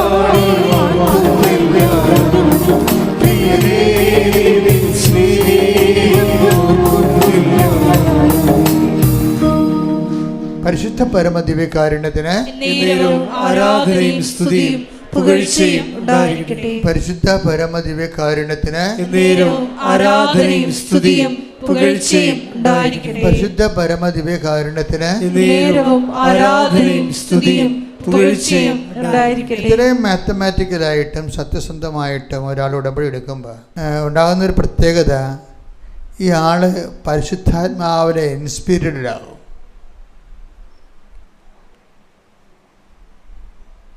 ദൈവം നമ്മൾ ചോദിക്കുന്നതിന് കൃത്യമായ മറുപടി പറയും. അതാണ് നമ്മൾ ഉടമ്പടി സത്യസന്ധരാണെന്ന് കണ്ടാൽ പിന്നെ നമുക്ക് ദൈവത്തോട് എന്തും ചോദിക്കാം. കർത്താവ് അങ്ങനെ ഒരു വാക്ക് പറയുന്നുണ്ടല്ലോ, എന്തും ചോദിക്കാവുന്ന. ടെക്തപ്പെട്ട 15:7 ആയിരിക്കും. ശ്രുതികട്ടെ ഹല്ലേലൂയ, ഹല്ലേലൂയ, ഹല്ലേലൂയ, ഹല്ലേലൂയ. യേശുവേ നന്ദി, ഹല്ലേലൂയ, ഹല്ലേലൂയ, ഹല്ലേലൂയ, ഹല്ലേലൂയ, ഹല്ലേലൂയ. യോഹന്നാൻ 15:7. യോഹന്നാൻ 15:7. നിങ്ങൾ എന്നിൽ വസിക്കുകയും നിങ്ങൾ എന്നിൽ വസിക്കുകയും എന്റെ വാക്കുകൾ നിങ്ങളിൽ നിലനിൽക്കുകയും ചെയ്യുന്നെങ്കിൽ ഇഷ്ടമുള്ളത് ചോദിച്ചുകൊള്ളുക, നിങ്ങൾക്ക് ലഭിക്കും. അപ്പൊ ഇത് കർത്താവിന്റെ വാഗ്ദാനമാണിത്. എന്താണ്? എൻ്റെ വാക്ക് നിങ്ങൾ നിലനിന്നാൽ എന്താണ്? നിങ്ങൾക്ക് ഇഷ്ടമുള്ളത് ചോദിക്കാം, നിങ്ങൾക്കത് ലഭിക്കും. ഈശോയാണ് പറഞ്ഞത്, സത്യമായ ഈശോയാണ് പറഞ്ഞിരിക്കുന്നത്. അതുകൊണ്ട് തീർച്ചയായിട്ടും അത് സത്യമാണത്. അപ്പോൾ ശ്രേയ എന്താ ഇഷ്ടമുള്ള എന്നോട് ചോദിച്ചു ഒരു കാര്യം. ആൾക്കാരെ വന്നപ്പോൾ അവൾ MNC 2 ആപ്ലിക്കേഷൻ വിട്ടിട്ട് എന്നോട് ചോദിച്ചു. എന്നെ കാണാൻ വന്നപ്പോൾ ചോദിച്ചു, ആൾക്കാരെ ചോദിച്ചു, എൻ്റെ പ്രൊസീജിയർ ശരിയാണോ അച്ഛാന്ന് ചോദിച്ചു. എൻ്റെ പ്രൊസീജിയർ എന്ന് വെച്ചാൽ ഞാൻ മുന്നോട്ട് പോകുന്നത് എൻ്റെ ഈ ഓപ്ഷൻസ് ശരിയാണോ എന്ന് ചോദിച്ചു. കാര്യം ഞാൻ ഈ കമ്പനി കൊടുത്താൽ എനിക്ക് കിട്ടുമോ എന്നാണ് ചോദിക്കണം. എൻ്റെ അർത്ഥം ഇതൊരു അമേരിക്കൻ കമ്പനിയാണെന്ന് തോന്നുന്നത്. അപ്പോൾ അതിനേക്കാൾ ഇവരെക്കാൾ എക്സ്പീരിയൻസ് ആയിട്ടുള്ളതും ആ കമ്പനി വർക്ക് ചെയ്യുന്നതായിട്ടുള്ളവരും എക്സ്പീരിയൻസ് ഉള്ളവരും ഇവർ തസ്തികയിലേക്ക് അപേക്ഷ വെച്ചിട്ടുണ്ട്. അപ്പോൾ അതുകൊണ്ടാണ് ഇവരാണെങ്കിൽ ബിടെക് ഫ്രഷ് ഹാൻഡാണ്. അപ്പോൾ സ്വാഭാവികമായിട്ട് ഇവർക്ക് മെറിറ്റില്ല ശരിക്കും. പക്ഷേ ഇവർക്ക് മനസ്സിൽ പരിശുദ്ധാത്മാവ് MNCക്ക് വെക്കാൻ പറഞ്ഞിരിക്കുന്നതാണ്. അതാണ് വിഷയം. അപ്പം നമ്മൾ നടക്കേണ്ട വഴി നമ്മുടെ മുഖത്ത് നോക്കി ദൈവം ഈ ഉടമ്പടി എടുക്കുമ്പോൾ ഉണ്ടാകുന്ന ഗുണമെന്ന് പറയുന്നത്, നമ്മൾ ഏത് കമ്പനി അപേക്ഷിക്കണം, എപ്പോൾ അപേക്ഷിക്കണം, എല്ലാം ഇങ്ങനെ നമ്മളോട് പറഞ്ഞുകൊണ്ടേയിരിക്കും. എല്ലാ കാര്യവും അങ്ങനെയാണ്. അതായത് ഞാനിപ്പം നിങ്ങളോട് ഇത്രയും വളരെ എളിമയോടെ സംസാരിക്കുന്നത്, നിങ്ങൾ കുറച്ചെങ്കിലും ആത്മാർത്ഥത നിങ്ങളിതിൻ്റെ നിന്ന് കാണിച്ചിട്ട് ദൈവദൃശ്യത്തിന് ഉടമ്പടിക്ക് കങ്കറൻസ് മേടിച്ചെടുക്കാൻ നോക്കണം. കാരണം നിങ്ങളുടെ ഉടമ്പടി കണ്ടാൽ ഗ്രീൻ ഉടമ്പടിയായിട്ട് ദൈവത്തിന് തോന്നണം. ഇപ്പം ട്രാഫിക് ലൈറ്റ് ഇല്ലേ, മഞ്ഞോ ലൈറ്റ് ഉണ്ടാവും, റെഡ് ലൈറ്റ് ഉണ്ടാവും. അപ്പം അതുപോലെ ഗ്രീൻ ലൈറ്റ് ഉണ്ടാകും പ്രൊസീഡ് ചെയ്യാവുന്നതിൻ്റെ അർത്ഥം.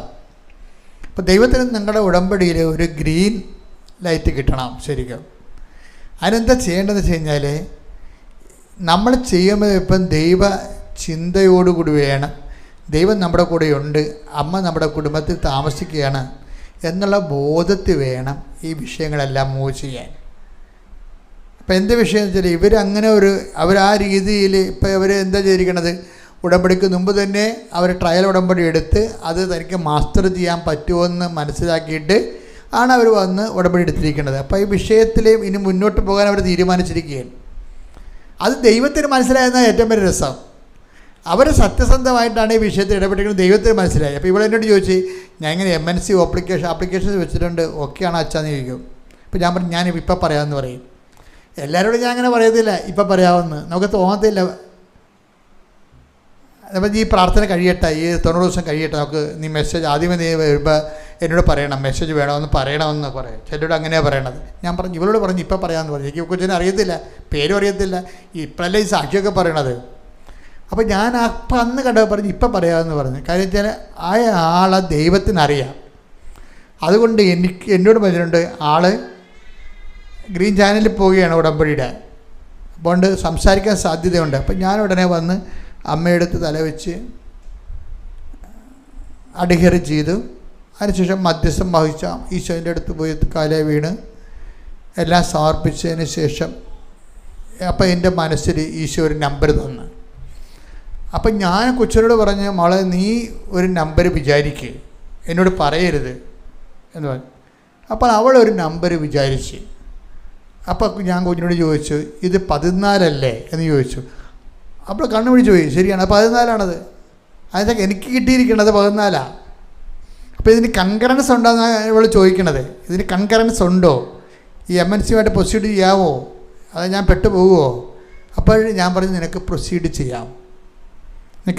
ചെയ്യാം. എത്ര കൊലകൊമ്പന്മാർ വന്നാലും അമ്മ ഈ ജോലി നിനക്ക് തരും. അതാണ് വിഷയം. അതിൻ്റെ വിഷയം അതാണ്. കാര്യം അമ്മ ഇവിടെ ഈ വിഷയം ഏറ്റെടുത്തായിട്ട് മനസ്സിലായല്ലേ, ഇപ്പോൾ കൺകറൻസ് ആയല്ലോ. കാര്യം കുഞ്ഞിൻ്റെ മനസ്സിൽ എന്ത് നമ്പറാണെന്ന് എനിക്കറിയേണ്ട കാര്യമില്ലല്ലോ, അറിയാൻ പറ്റത്തില്ലല്ലോ. പക്ഷേ എനിക്കറിയാവുന്നത് കൊണ്ട്, നേരത്തെ അത് എന്നോട് പറഞ്ഞതുകൊണ്ട്, കർത്താവ് അത് എന്നോട് പറഞ്ഞതുകൊണ്ട് ഞാൻ അവളോട് പറഞ്ഞപ്പോൾ കൺകറൻ്റായി. അത്രയും ഒബ്ജക്റ്റീവാണ് മെസ്സേജ് എന്ന് പറയണത്.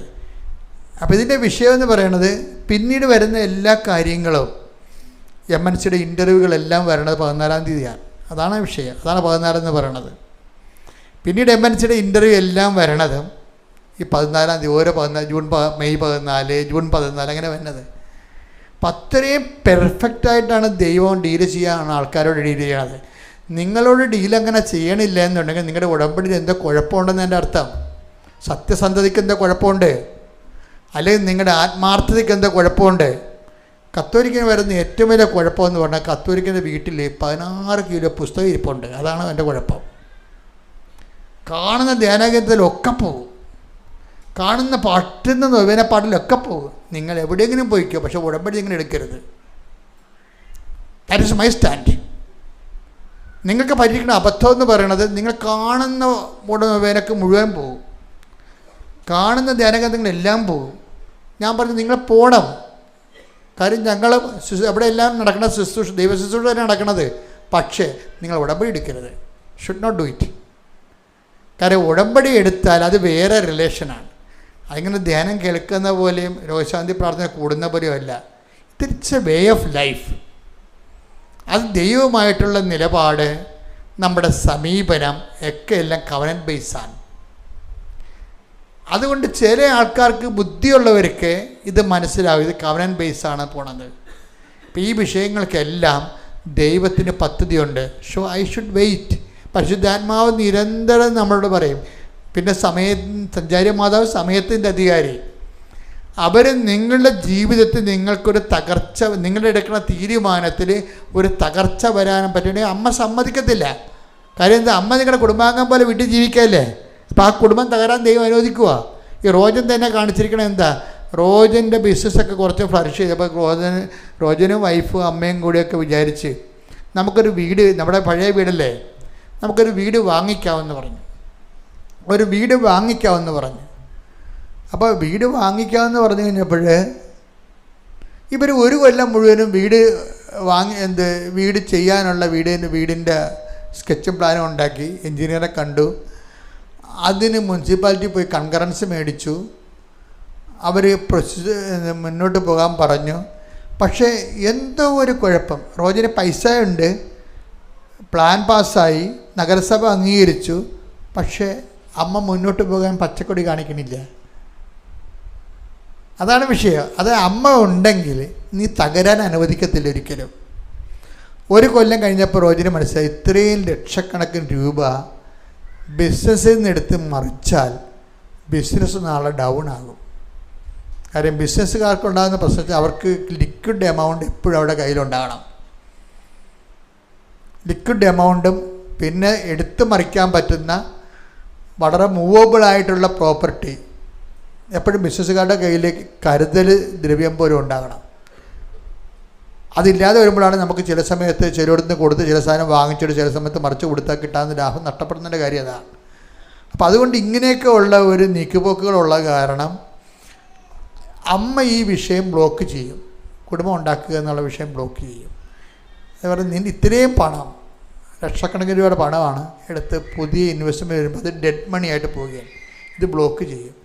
ബ്ലോക്ക് ചെയ്ത് വെച്ചും ഇവരെല്ലാവരും കൂടി ഇരുന്ന് അമ്മയും ഭാര്യയും പല വീടുകളും പോയി കണ്ട് ഇവർക്ക് ഒക്കണില്ല. അമ്മയും ഭാര്യയും അവസാനം തോറ്റ് തന്നത്തായിരുന്ന് പ്രാർത്ഥിക്കുമ്പോൾ അവർ മൂന്നുപേരും കൂടി ഇരുന്ന്, അതാണ് ഈ മൂന്നുപേരും കൂടി ഉടമ്പടിക്കാനുള്ള ഗുണം അതാണ്. അവർ മൂന്നുപേരും കൂടി ഇരുന്ന് പ്രാർത്ഥിക്കുമ്പോൾ അമ്മ പറയും, നിങ്ങളുടെ ഈ വീട് തന്നെ പൊളിച്ച് അതിനെ മോഡിഫൈ ചെയ്താൽ മതി, വേറെ പ്രശ്നമൊന്നും ഇല്ലെന്ന് പറയും. ഇതോടുകൂടി അതാണ് ഈ റോജൻ പറയണതേ, എൻ്റെ തോട്ട് പ്രോസസ്സ് തന്നെ മാറിപ്പോയെന്ന്, ഞാൻ ചിന്തിക്കണ വിധം തന്നെ മാറിപ്പോയെന്ന്.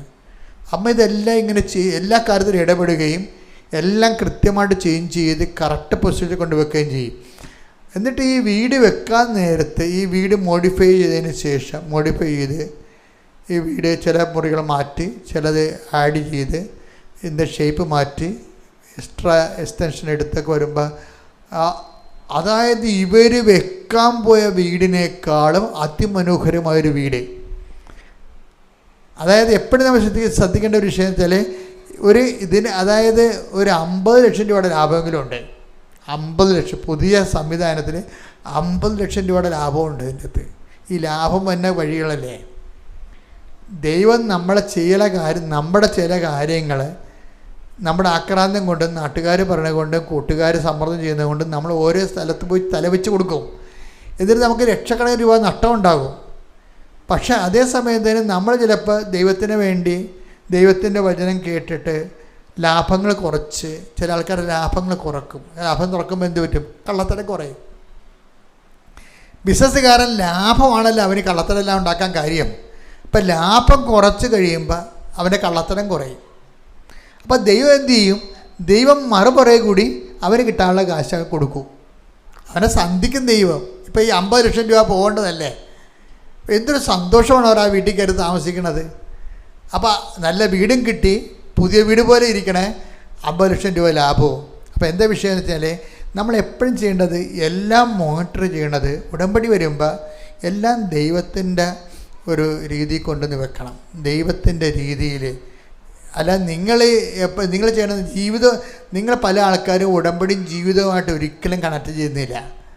എന്നിട്ട് ചുമ്മാ പ്രത്യക്ഷയുടെ പ്രാർത്ഥനയും ചൊല്ലി ജപ്തി മാറാൻ വേണ്ടി പ്രാർത്ഥിച്ചുകൊണ്ടിരിക്കുകയാണ്. പ്രത്യക്ഷനും പ്രാർത്ഥന ചൊല്ലി കല്യാണം കഴിക്കാൻ വേണ്ടി പ്രാർത്ഥിച്ചുകൊണ്ടിരിക്കുകയാണ്. That is nonsense, utter nonsense. നിങ്ങൾ എന്താ ചെയ്യേണ്ടതെന്ന് വെച്ചാൽ ഇത് അങ്ങനെ ഒരു സംഭവം അല്ല ഇത്. അത് നിങ്ങളിപ്പം നൊവേനയും തീർത്ഥയാത്രയൊക്കെ നടത്തും ചില ആൾക്കാർ.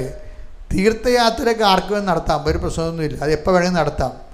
പക്ഷെ നിങ്ങളെപ്പോഴും ഈ തീർത്ഥയാത്ര നടത്തുമ്പോഴും ആ ഉടമ്പടി ബ്രേക്ക് ചെയ്യരുത്. നിങ്ങൾ ആ പ്രത്യക്ഷകനെ തീർത്ഥയാത്രയൊക്കെ പോവുകയാണ്, മാതാവിൻ്റെ അടുത്തല്ലേ പോണത്, വേളാങ്കണ്ണിയിലല്ലേ പോണതെന്ന് പറഞ്ഞുകൊണ്ട് അവിടെ പക്ഷേ പ്രത്യക്ഷ പ്രാർത്ഥന എടുത്തല്ലേ. ഇപ്പോൾ ഏപ്പട്ടിയാണ് ഈ സാധനം, ബോധമില്ലാത്തൊരു പേപ്പട്ടിയാണിത്. ഇവർ ഉടമ്പടി എടുക്കാൻ പാടില്ല. ഇവർ എന്താ കാര്യം വെച്ച് കഴിഞ്ഞാൽ നമ്മൾ ഉടമ്പടിയിലുള്ളവർക്ക് ബ്രേക്കില്ല. അവരെവിടെയായാലും എന്തിനു പോയാലും അത് വേറെയാണ്. അത് ഉടമ്പടി പോലെ തന്നെ പോകണം. അപ്പം ചില ആൾക്കാർക്ക് നല്ല കാർക്കശ്യമായിട്ട് അവർ ചെയ്യത്തുള്ളൂ, ഉടമ്പടികളെല്ലാം കാർക്കശ്യമായിട്ട് ചെയ്യത്തുള്ളൂ. അപ്പം ദൈവത്തിന് അതെന്നെ അറിയാം. അപ്പം ദൈവത്തിന് അറിയാവുന്ന അങ്ങനെയുള്ള ആൾക്കാർ അറിയണ കൊണ്ടാണ് ഈ ഇവർ പോലൊക്കെ ഈ ശ്രേയെ പോലെ ആൾക്കാർ വരുമ്പോൾ അവർ ഇൻട്രാക്ട് ചെയ്യണത്. കഴിഞ്ഞ ദിവസങ്ങളിൽ ഒരു വചനം ഞാൻ ഡെയിലി ബ്രെഡിൽ ഇരിക്കുമ്പോൾ കിട്ടി. എന്താണെന്ന് വെച്ച് കഴിഞ്ഞാൽ വചനത്തിൽ യോഹന്നാൻ 6:6 ഒന്നെടുത്തേ, ശ്രദ്ധിക്കട്ടെ. ഹല്ലേലൂയ ഹല്ലേലൂയ ഹല്ലേലൂയ ഹല്ലേലൂയ. യേശുവേ നന്ദി. ഹല്ലേലൂയ ഹല്ലേലൂയ ഹല്ലേലൂയ ഹല്ലേലൂയ ഹല്ലേലൂയ. യോഹന്നാൻ 6:6 എന്ത് ചെയ്യണമെന്ന് യേശു നേരത്തെ മനസ്സിൽ കരുതിയിരുന്നു.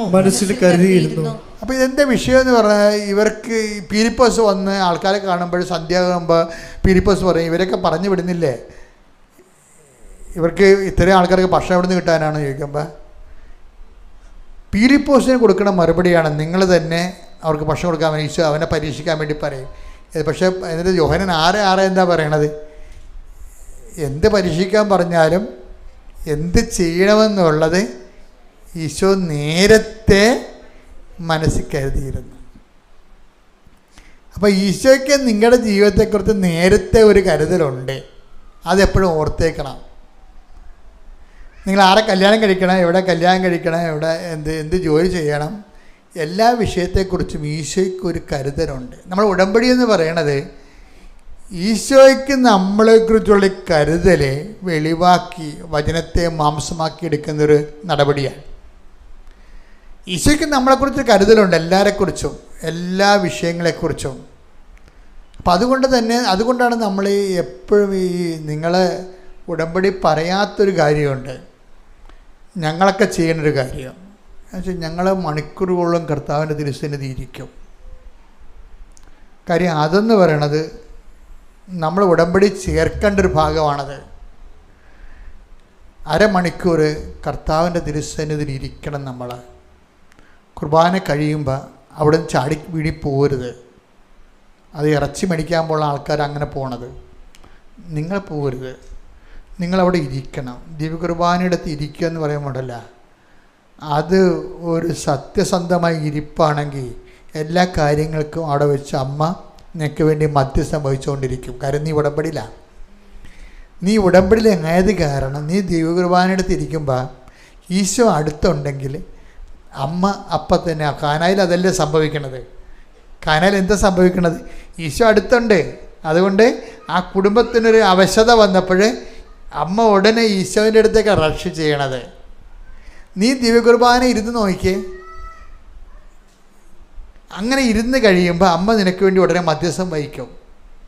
പ്രാർത്ഥിക്കുക, കർത്താവേ ദിവ്യകുർബാനയിൽ വരുമ്പോൾ നിന്റെ കൂടെ ഇരിക്കാൻ അമ്മയുടെ മധ്യസ്ഥത്തിന് ഏറ്റവും യോഗ്യമായ ഈ സമയം തിരിച്ചറിഞ്ഞുകൊണ്ട് ദിവ്യകുർബാനയെ സന്ദർശിച്ച് ആരാധിക്കുവാൻ എനിക്ക് പ്രത്യേക അഭിഷേകം നൽകണമേ. ശ്രദ്ധിക്കട്ടെ.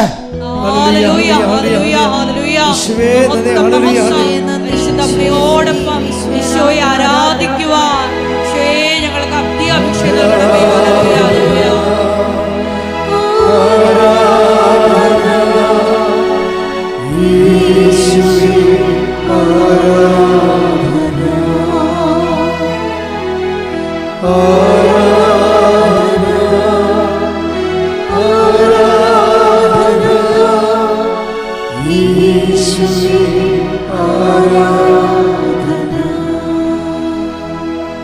മക്കളെ, ഇതൊരു അനോയിൻറ്റിങ് ആണ് കേട്ടോ. ആരാധന ഇരിക്കുക എന്ന് പറയുന്നത് ഒരു അനോയിൻറ്റിങ്ങാണ്. അത് പെട്ടെന്ന് കിട്ടണമെന്ന് നിർബന്ധമില്ല. നിങ്ങൾ കുറേ ആഗ്രഹിക്കണം. ഈ അഭിഷേകവും ആഗ്രഹവും തമ്മിൽ കുറേ ബന്ധമുണ്ട്. കുറേ ആഗ്രഹിച്ച് കഴിയുമ്പോൾ പതുക്കെ ആദ്യം 10 മിനിറ്റ്, പിന്നെ 15 മിനിറ്റ്, പിന്നെ 20 മിനിറ്റ് കർത്താവ് അത് നിങ്ങൾക്ക് അഭിഷേകം തരും.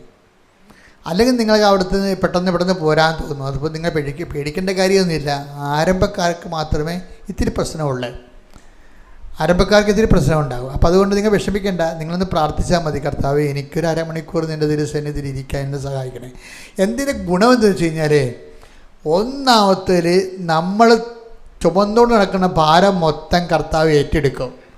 ആവശ്യമില്ലാത്ത ചിന്തിപ്പിക്കത്തില്ല, നമ്മളെ കൊണ്ട് ആവശ്യമില്ലാത്ത ചെയ്യിക്കത്തില്ല. കറക്റ്റായിട്ടുള്ള സ്ഥലത്ത് മാത്രമേ നമ്മൾ ഇൻവെസ്റ്റ് കാര്യങ്ങൾ ചെയ്യത്തുള്ളൂ. അല്ലെങ്കിൽ നമ്മൾ പലയിടത്തും പല കാര്യങ്ങൾ ചെയ്ത് പരക്കം പാഞ്ഞ് ആ സമയവും പോയി ഇങ്ങനെ കഷ്ടപ്പെടുന്നില്ല. ആൾക്കാരും എന്തുമാത്രം സമയമാണ് വേസ്റ്റ് ചെയ്യണത്. അപ്പം അങ്ങനെ വേസ്റ്റ് ചെയ്യരുത്. കർത്താവിൻ്റെ അടുത്ത് ഇരിക്കുമ്പോഴാണ് ഗുണമെന്ന് വെച്ച് കഴിഞ്ഞാൽ ടൈം മാനേജ്മെൻറ്റ് ഭയങ്കരമായിരിക്കും. അത് പ്രോപ്പർ ടൈമിലും പ്രോപ്പർ പ്ലേസിനും പ്രോപ്പർ ടൈമിലൊക്കെ നമ്മളെ കർത്താവ് സെറ്റ് ചെയ്തെടുക്കുക വരും. അപ്പോൾ അതൊരു വലിയൊരു അനുഗ്രഹമാണ് ശരിക്കും പറഞ്ഞാൽ. അതായത് കർത്താവിനെ ദിവ്യകുർബാന ഇരിക്കുമ്പോൾ മാതാവിന് മധ്യസ്ഥം വഹിക്കാൻ കാനായിലെ കല്യാണത്തതുപോലെ തന്നെ എളുപ്പമായൊരു അന്തരീക്ഷമാണത്. അതാണ് ഞാൻ ദിവ്യകുർബാനയെ പ്രൊമോട്ട് ചെയ്യാൻ കാരണം. അതാണ് മാതാവിന് നിങ്ങൾക്ക് വേണ്ടി മധ്യസ്ഥം വഹിക്കണമെന്ന് തോന്നണമെങ്കിൽ നിങ്ങൾ ദിവ്യകുർബാന ഇരിക്കുമ്പോൾ പെട്ടെന്നായിരിക്കും ആ സംഭവത്തിന് തീരുമാനം വരാൻ പോണത്. അപ്പം അതുകൊണ്ട് ലൈഫിൽ ഒന്ന് സെറ്റ് ചെയ്തെടുക്കാൻ നോക്കണം. കാര്യം നമ്മൾ ഒരിക്കലും നമുക്ക് ഇപ്പം നമ്മളിങ്ങനെ ഓടിപ്പാഞ്ഞ് പരക്കം പാഞ്ഞ് അവരെ കാണണം ഇവരെ കാണണം. നിങ്ങൾ കാണുന്ന പല ആൾക്കാർ ഇപ്പം നോക്കിയേ, ഞാനിപ്പോൾ ദൈവത്തിന് പ്രയോജനമുള്ളവർ മാത്രമേ കാണത്തുള്ളൂ. അല്ലെങ്കിൽ പിന്നെ എന്തെങ്കിലും ഭൗതികമായിട്ടുള്ള അധികാരികളൊക്കെ വരുമ്പോൾ അവരെ കാണും. രാഷ്ട്രീയ അധികാരികളൊക്കെ വരുമ്പോൾ നമ്മൾ പൗരനായതുകൊണ്ടും ഇത് ഭൗതികമായ ഒരു വശം ഈ സ്ഥാപനത്തിൻ്റെ റണ്ണിങ്ങിലുള്ളത് കൊണ്ടും രാഷ്ട്രീയ അധികാരികളൊക്കെ വരികയാണെങ്കിൽ അവരെ കാണും. അല്ലെങ്കിൽ ആവശ്യമില്ലാതെ ലൂസ് ടോക്കിന് സൗഹൃദം പുലർത്താൻ അങ്ങനെ ഒന്നും ഒരിക്കലും സമയമില്ലതിന്. ആവശ്യക്കാരനെ സഹായിക്കുക, അതാണ് വിഷയം. അതറിഞ്ഞാൽ സഹായിക്കുക. അതിപ്പോൾ ഞാൻ സഹായിക്കേണ്ട കാര്യമില്ല. ഓഫീസിൽ തന്നെ ഓട്ടോമാറ്റിക്കായിട്ട് ഓർഡർ കൊടുത്തിട്ടുണ്ട് സഹായിച്ചോളാൻ. അപ്പം പക്ഷെ അങ്ങനെ അതേസമയം തന്നെ ഇവിടെ നിങ്ങൾ വരുമ്പോൾ ഉണ്ടാകുന്ന വിഷയം, നിങ്ങൾ ഇതുപോലെ റിലേഷൻസ് ഒന്ന് നോക്കണം. ബേസ് ടോക്ക് അവസാനിപ്പിക്കണം. ചുമ്മാ ഇങ്ങനെ വാട്സാപ്പിലൊക്കെ ഇങ്ങനെ കണാകുണാക്കെ പറഞ്ഞുകൊണ്ടിരിക്കത്തില്ലേ. നിങ്ങളൊന്ന് രണ്ടാമത് ആ പറഞ്ഞ സാധനം ഒന്ന് റെക്കോർഡ് ചെയ്തൊന്ന് കേട്ട് നോക്കണം കേട്ടോ. ചുമ്മാ പട്ടിക്കാട്ടത്തിൻ്റെ വിലയില്ലാത്ത കാര്യമായിട്ട് പറയണത്. ഉടമ്പടി എടുത്തിരിക്കുന്ന ആൾക്കാർക്ക് കുറച്ച് ഡിസിപ്ലിനൊക്കെ കൊണ്ടാണ് നല്ലതാണ്. അവരിങ്ങനെ നാട്ടുകാരെ പോലെ ചവറ് വർത്താനൊന്നും പറയേണ്ട കാര്യമില്ല. ആവശ്യമുണ്ടെങ്കിൽ സംസാരിക്കാം, സന്തോഷത്തോടെ സംസാരിക്കാം. പിന്നെ ക്ലേശകാലമാണെങ്കിൽ സംസാരം കുറക്കുന്നതാണ് എപ്പോഴും നല്ലത്. നിങ്ങളൊരു ക്ലേശകാലത്തോട് കടന്നു പോവുകയാണ്, അപ്പോൾ ടൈം കുറക്കണം, സംസാരം കുറക്കണം. പിന്നെ എന്ത് ചെയ്യണം? ദൈവത്തോടു കൂടി കൂടുതൽ സമയമെടുക്കണം. പിന്നെ നിങ്ങൾ മസിൽ പിടിച്ച് ചില കാര്യങ്ങൾക്ക് പിടിവാശി കാണിക്കരുത്. ചില കാര്യങ്ങൾ നടക്കാൻ താമസിക്കും.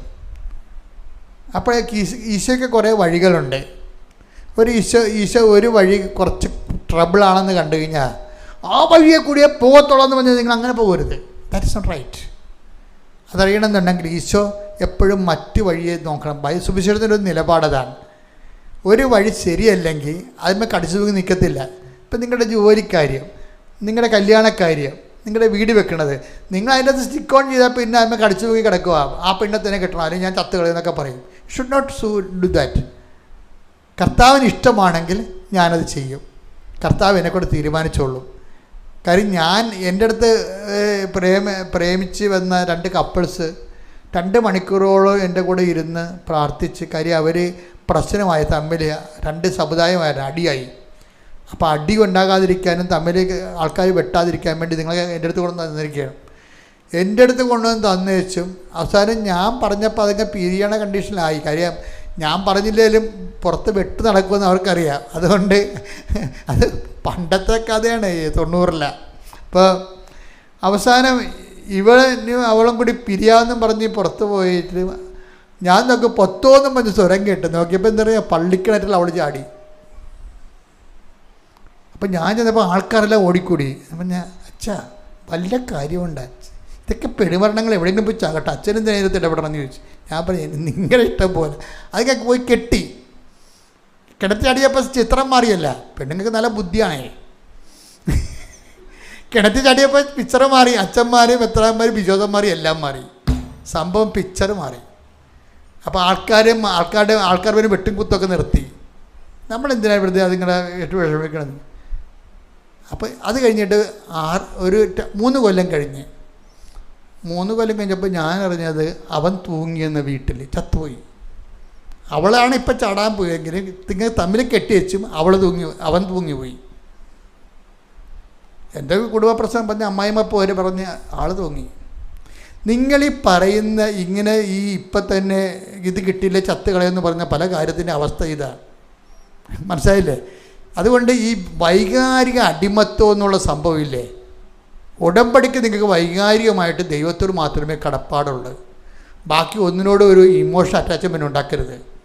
നിങ്ങൾ അങ്ങനെ ഇമോഷണൽ അറ്റാച്ച്മെൻറ്റ് ഉണ്ടെങ്കിൽ നിങ്ങൾ അമ്മയോട് പറയണം, അമ്മേ എനിക്കിങ്ങനെ ഇമോഷണൽ അറ്റാച്ച്മെൻറ്റ്, ഭാവിയിൽ ഇത് ഗുണം ചെയ്യുമോ ദോഷം ചെയ്യുമോ എന്ന് എനിക്കറിയത്തില്ല.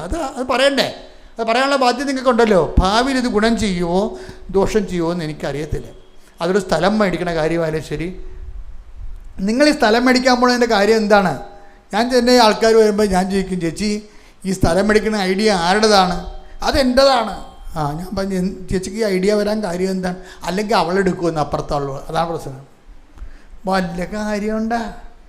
അയൽവാസികൾ ആ സ്ഥലം എടുക്കുന്നേ, അത് ഇവരുണ്ടാക്കി മറ്റേ ഭർത്താവിനെ പറഞ്ഞ് ചാട്ട കയറ്റി, അത് മാതാവിനെ പറഞ്ഞ് ചാട്ട കയറ്റാൻ വേണ്ടി എൻ്റെ അടുത്ത് വന്നിരിക്കുക. അത് ഈ വിഷയമൊന്നും വർക്കൗട്ട് ചെയ്യത്തില്ല. കാര്യം വെച്ച് കഴിഞ്ഞാൽ നിങ്ങൾ ഈ ഡെഡ് മണി ആയിട്ട് കൊണ്ടുപോയി ആ പൈസ കുത്തിയിട്ട് കഴിഞ്ഞാൽ നാളെ നിങ്ങൾക്കൊരു കിഡ്നി രോഗം വന്ന് ആര് കാശെടുത്ത് മുടക്കും? തീർന്നില്ല പരിപാടി. ഈ സ്ഥലം വിൽക്കാതെ നടന്നു കഴിഞ്ഞാൽ, നിങ്ങൾക്ക് ആവശ്യമില്ലാത്ത സ്ഥലം വിൽക്കാൻ നടന്നു കഴിഞ്ഞാൽ നിങ്ങൾക്ക് പണം ആവശ്യമുണ്ടെങ്കിൽ ആരൊക്കെ വില തരുക? അപ്പോൾ ഇത് പല കുടുംബങ്ങളും നശിപ്പിച്ചിരിക്കുന്ന പെണ്ണുങ്ങളുടെ ഈ അതിബുദ്ധിയും ഇമോഷനും അത് ആണുങ്ങളുടെ ബോധമില്ലായ്മയുമാണ്. അതുകൊണ്ടാണ് ഞാൻ നിങ്ങളോട് പറയുന്നത്, ഇത് സെറ്റ് ചെയ്യണം, ദൈവമായിട്ട് സെറ്റ് ചെയ്യണം. ഒരു വിഷയം ദൈവഹിതമല്ലെങ്കിൽ അത് മുന്നോട്ട് പോകാതിരിക്കാനുള്ള വൈകാരിക സ്വാതന്ത്ര്യം വേണം. പല ആൾക്കാർക്ക് ഉടമ്പടി പരാജയപ്പെടുന്നതിൻ്റെ കാര്യം വൈകാരിക സ്വാതന്ത്ര്യത്തിന് നഷ്ടപ്പെടുന്നതുകൊണ്ടാണ്. വൈകാരിക അടിമത്വമാണ് ആൾക്കാർക്ക്. അത് കാരണം അവർ പിടിച്ച പിടിവാലെ മർക്കട മുട്ടി പോലെ പിടിച്ചു നിൽക്കും. അത് നടന്നില്ലെങ്കിൽ വേറെ എന്ത് ദൈവം ചെയ്താലും അവർക്ക് മോന്ത തെളിയത്തില്ല. ഇതൊരു ഭയങ്കര കഷ്ടമായ ഒരു അവസ്ഥയാണ്. അവരിങ്ങനെ ദൈവം ചെയ്യാതെ ബാക്കി ഉടമ്പടിയിൽ 5 കാര്യം ചെയ്തു തന്നാലും നിങ്ങളുടെ മോന്ത തെളിയത്തില്ല. ഇതിന് ഒരു മരുന്നൊന്നുമില്ല. ആകപ്പെട്ടുള്ള മരുന്ന് നമ്മളെ ഡ്രൈക്കാണ്ണ വല്ലതും കഴിച്ച് ഉളമ്പരെ കൊണ്ട് അഡ്മിറ്റ് ചെയ്യാനേ പറ്റത്തുള്ളൂ. അപ്പം ഈ ഭ്രാന്തൊക്കെ അവസാനിപ്പിക്കുക. മറിച്ച് നമ്മൾ ഉടമ്പടി ചെയ്യുമ്പോൾ ദൈവത്തിരുസ്ഥനിതിൽ ഏൽപ്പിക്കുക. എന്നിട്ട് മാത്രം പറഞ്ഞു, അതായത് എനിക്ക് ഭയങ്കര വികാരപ്പിടുത്തമാണ് ഈ സാധനത്തിന് നടത്തണമെന്നുള്ളത്. ഇത് കിട്ടിയില്ലെങ്കിൽ എനിക്ക് ജീവിക്കാൻ പറ്റാത്ത രീതിയിലുള്ള മാനസികാവസ്ഥ, എനിക്ക് ഭ്രാന്ത് പിടിക്കണ പോലെ തോന്നണം, എന്നെ സഹായിക്കണം. എന്നിട്ട് എന്ത് ചെയ്യണം? ആ ഉടമ്പടി തൈലം എടുത്ത് നെറ്റിക്ക് പൂശണം. ഈ റോജിൻ്റെ തന്നെ ഒരു സാക്ഷ്യമുണ്ട്. റോജിന് മൂത്രത്തിലുള്ള ബ്ലഡ് പോണം. അപ്പോൾ ഇതിങ്ങനെ ഗുരുതരമായ രീതിയിൽ പോകുന്ന കണ്ടപ്പോൾ ഒരു യൂറോളജിസ്റ്റിനെ പോയി കണ്ട്. അപ്പോൾ അദ്ദേഹം ഈ ആന്തരിക അവയവങ്ങളെല്ലാം ടെസ്റ്റ് ചെയ്ത് സ്കാൻ ചെയ്ത് എടുത്ത് ആന്തരിക അവയവങ്ങളെല്ലാം ഓക്കെയാണ്, നിങ്ങൾക്ക് കുഴപ്പങ്ങളൊന്നുമില്ല. അപ്പോൾ റോജൻ ഡോക്ടറിനോട് ചോദിച്ചു, അയാളെ അങ്ങനെ യൂറോളജി MD അല്ലേ, ഡോക്ടറിനോട് ചോദിച്ചു, ഡോക്ടറെ പിന്നെ എങ്ങനെയാണ് ഇപ്പോഴും ബ്ലഡ് പോകണ്ടല്ല? ആന്തരിക അവയവങ്ങൾക്കൊന്നും കുഴപ്പമില്ല, ടെസ്റ്റ് എല്ലാം ചെയ്ത്, പക്ഷേ ഇപ്പോഴും ബ്ലഡ് പോകണ്ടല്ല. അപ്പോൾ ഡോക്ടർ പറയുന്നത് അത് വൈദ്യശാസ്ത്രത്തിൻ്റെ പരാജയമാണെന്ന്. അങ്ങനെ റോജൻ്റെ സാക്ഷ്യത്തിലുണ്ടത്, നോക്കിയാൽ മതി. അത് ചില കാര്യങ്ങൾ വൈദ്യശാസ്ത്രത്തിനും അറിയത്തില്ലെന്നാണ്. ആന്തരിക അവയവങ്ങളെല്ലാം ഓക്കെയാണ്, ബ്ലഡിലൂടെ യൂറിൻ പോണ്, അവസാനം യൂറിൻ ഇല്ല, ഇപ്പം ബ്ലഡ് മാത്രം പോയിക്കൊണ്ടിരിക്കുകയാണ്. ആളുടെ ലൈഫ് തന്നെ ഉണങ്ങി ഇങ്ങനെ വരികയാണ്. അപ്പോൾ എന്ത് ചെയ്യും? ഡോക്ടർ ഇത് പറഞ്ഞപ്പോൾ പുള്ളിക്ക് ഷോക്കായിപ്പോയി. കാര്യം വൈദ്യശാസ്ത്രം ഇങ്ങനെ ചില സമയത്ത് പരാജയപ്പെടുമെന്ന് പറഞ്ഞപ്പോൾ ഇവന് ഷോക്കായി. അപ്പം പുള്ളിക്ക് അമ്മയിൽ അപ്പോഴാണ് അമ്മയെക്കുറിച്ച് ഓർത്തത്. ഇവൻ വീട്ടിൽ വന്ന് വെച്ച് റോജൻ വീട്ടിൽ വന്ന് വെച്ച് ഉടമ്പടി തൈലെടുത്ത് വിശ്വാസപ്രമാണം ചൊല്ലി അടിപറ്റി മൊത്തം തേച്ച്. ആ സെക്കൻഡിന് സംഭവം നിന്ന്. പിന്നെ 3 കൊല്ലമായിട്ട് സംഭവം ഇല്ല. അതാണ് വിഷയം എന്ന് പറയണത്. അപ്പം ചില ആൾക്കാർ നിങ്ങൾക്കിത്തിരി എന്തെങ്കിലും തരത്തിൽ വൈകാരികമായിട്ടുള്ള ഭ്രാന്ത് കയറി നിങ്ങൾ ഒരു കാര്യത്തിൽ സ്റ്റിക്കൗട്ട് ചെയ്തെങ്കിൽ ഉടമ്പടി തൈലം എടുത്ത് നെഞ്ചത്ത് വിശ്വാസപ്രമാണം ചെയ്ത് കുറിച്ചിടണം. അപ്പോൾ എന്താണ്, ദൈവം ആ വിഷയം ഏറ്റെടുക്കും. അല്ലെന്നുണ്ടെങ്കിൽ മക്കൾ ഭ്രാന്ത് പിടിച്ച് നടക്കും. ഇത് കിട്ടിയില്ലെങ്കിൽ പിന്നെ നിങ്ങൾക്കുള്ള കുഴപ്പം വെച്ചാൽ നിങ്ങൾക്ക് ഇങ്ങനെ ഒരു വിഷയത്തെ ഭ്രാന്തായി കഴിഞ്ഞാൽ അത് കിട്ടിയില്ലെങ്കിൽ പിന്നെ നിങ്ങൾക്ക് എന്ത് തന്നാൽ ദൈവം തന്നാലും നിങ്ങൾക്ക് ഏക്കത്തില്ല. കാര്യം എന്താണ്, ഇത് വട്ട് തന്നെയാണ്. ശരിക്കും പറഞ്ഞാൽ വട്ടിൻ്റെ തന്നെ വേറൊരു വകഭേദമെന്ന് പറയാൻ പറ്റും.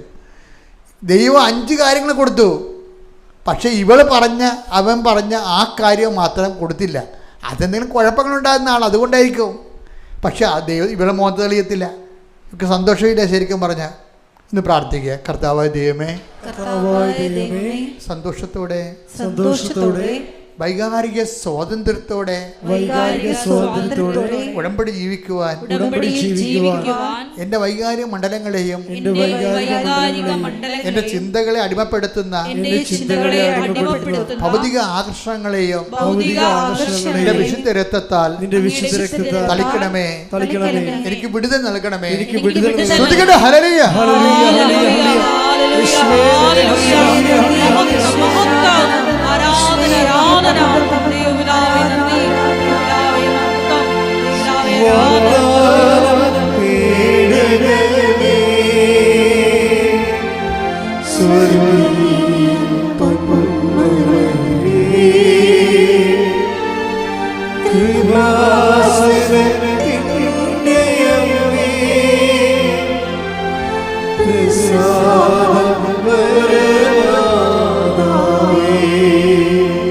ചില വിഷയങ്ങൾ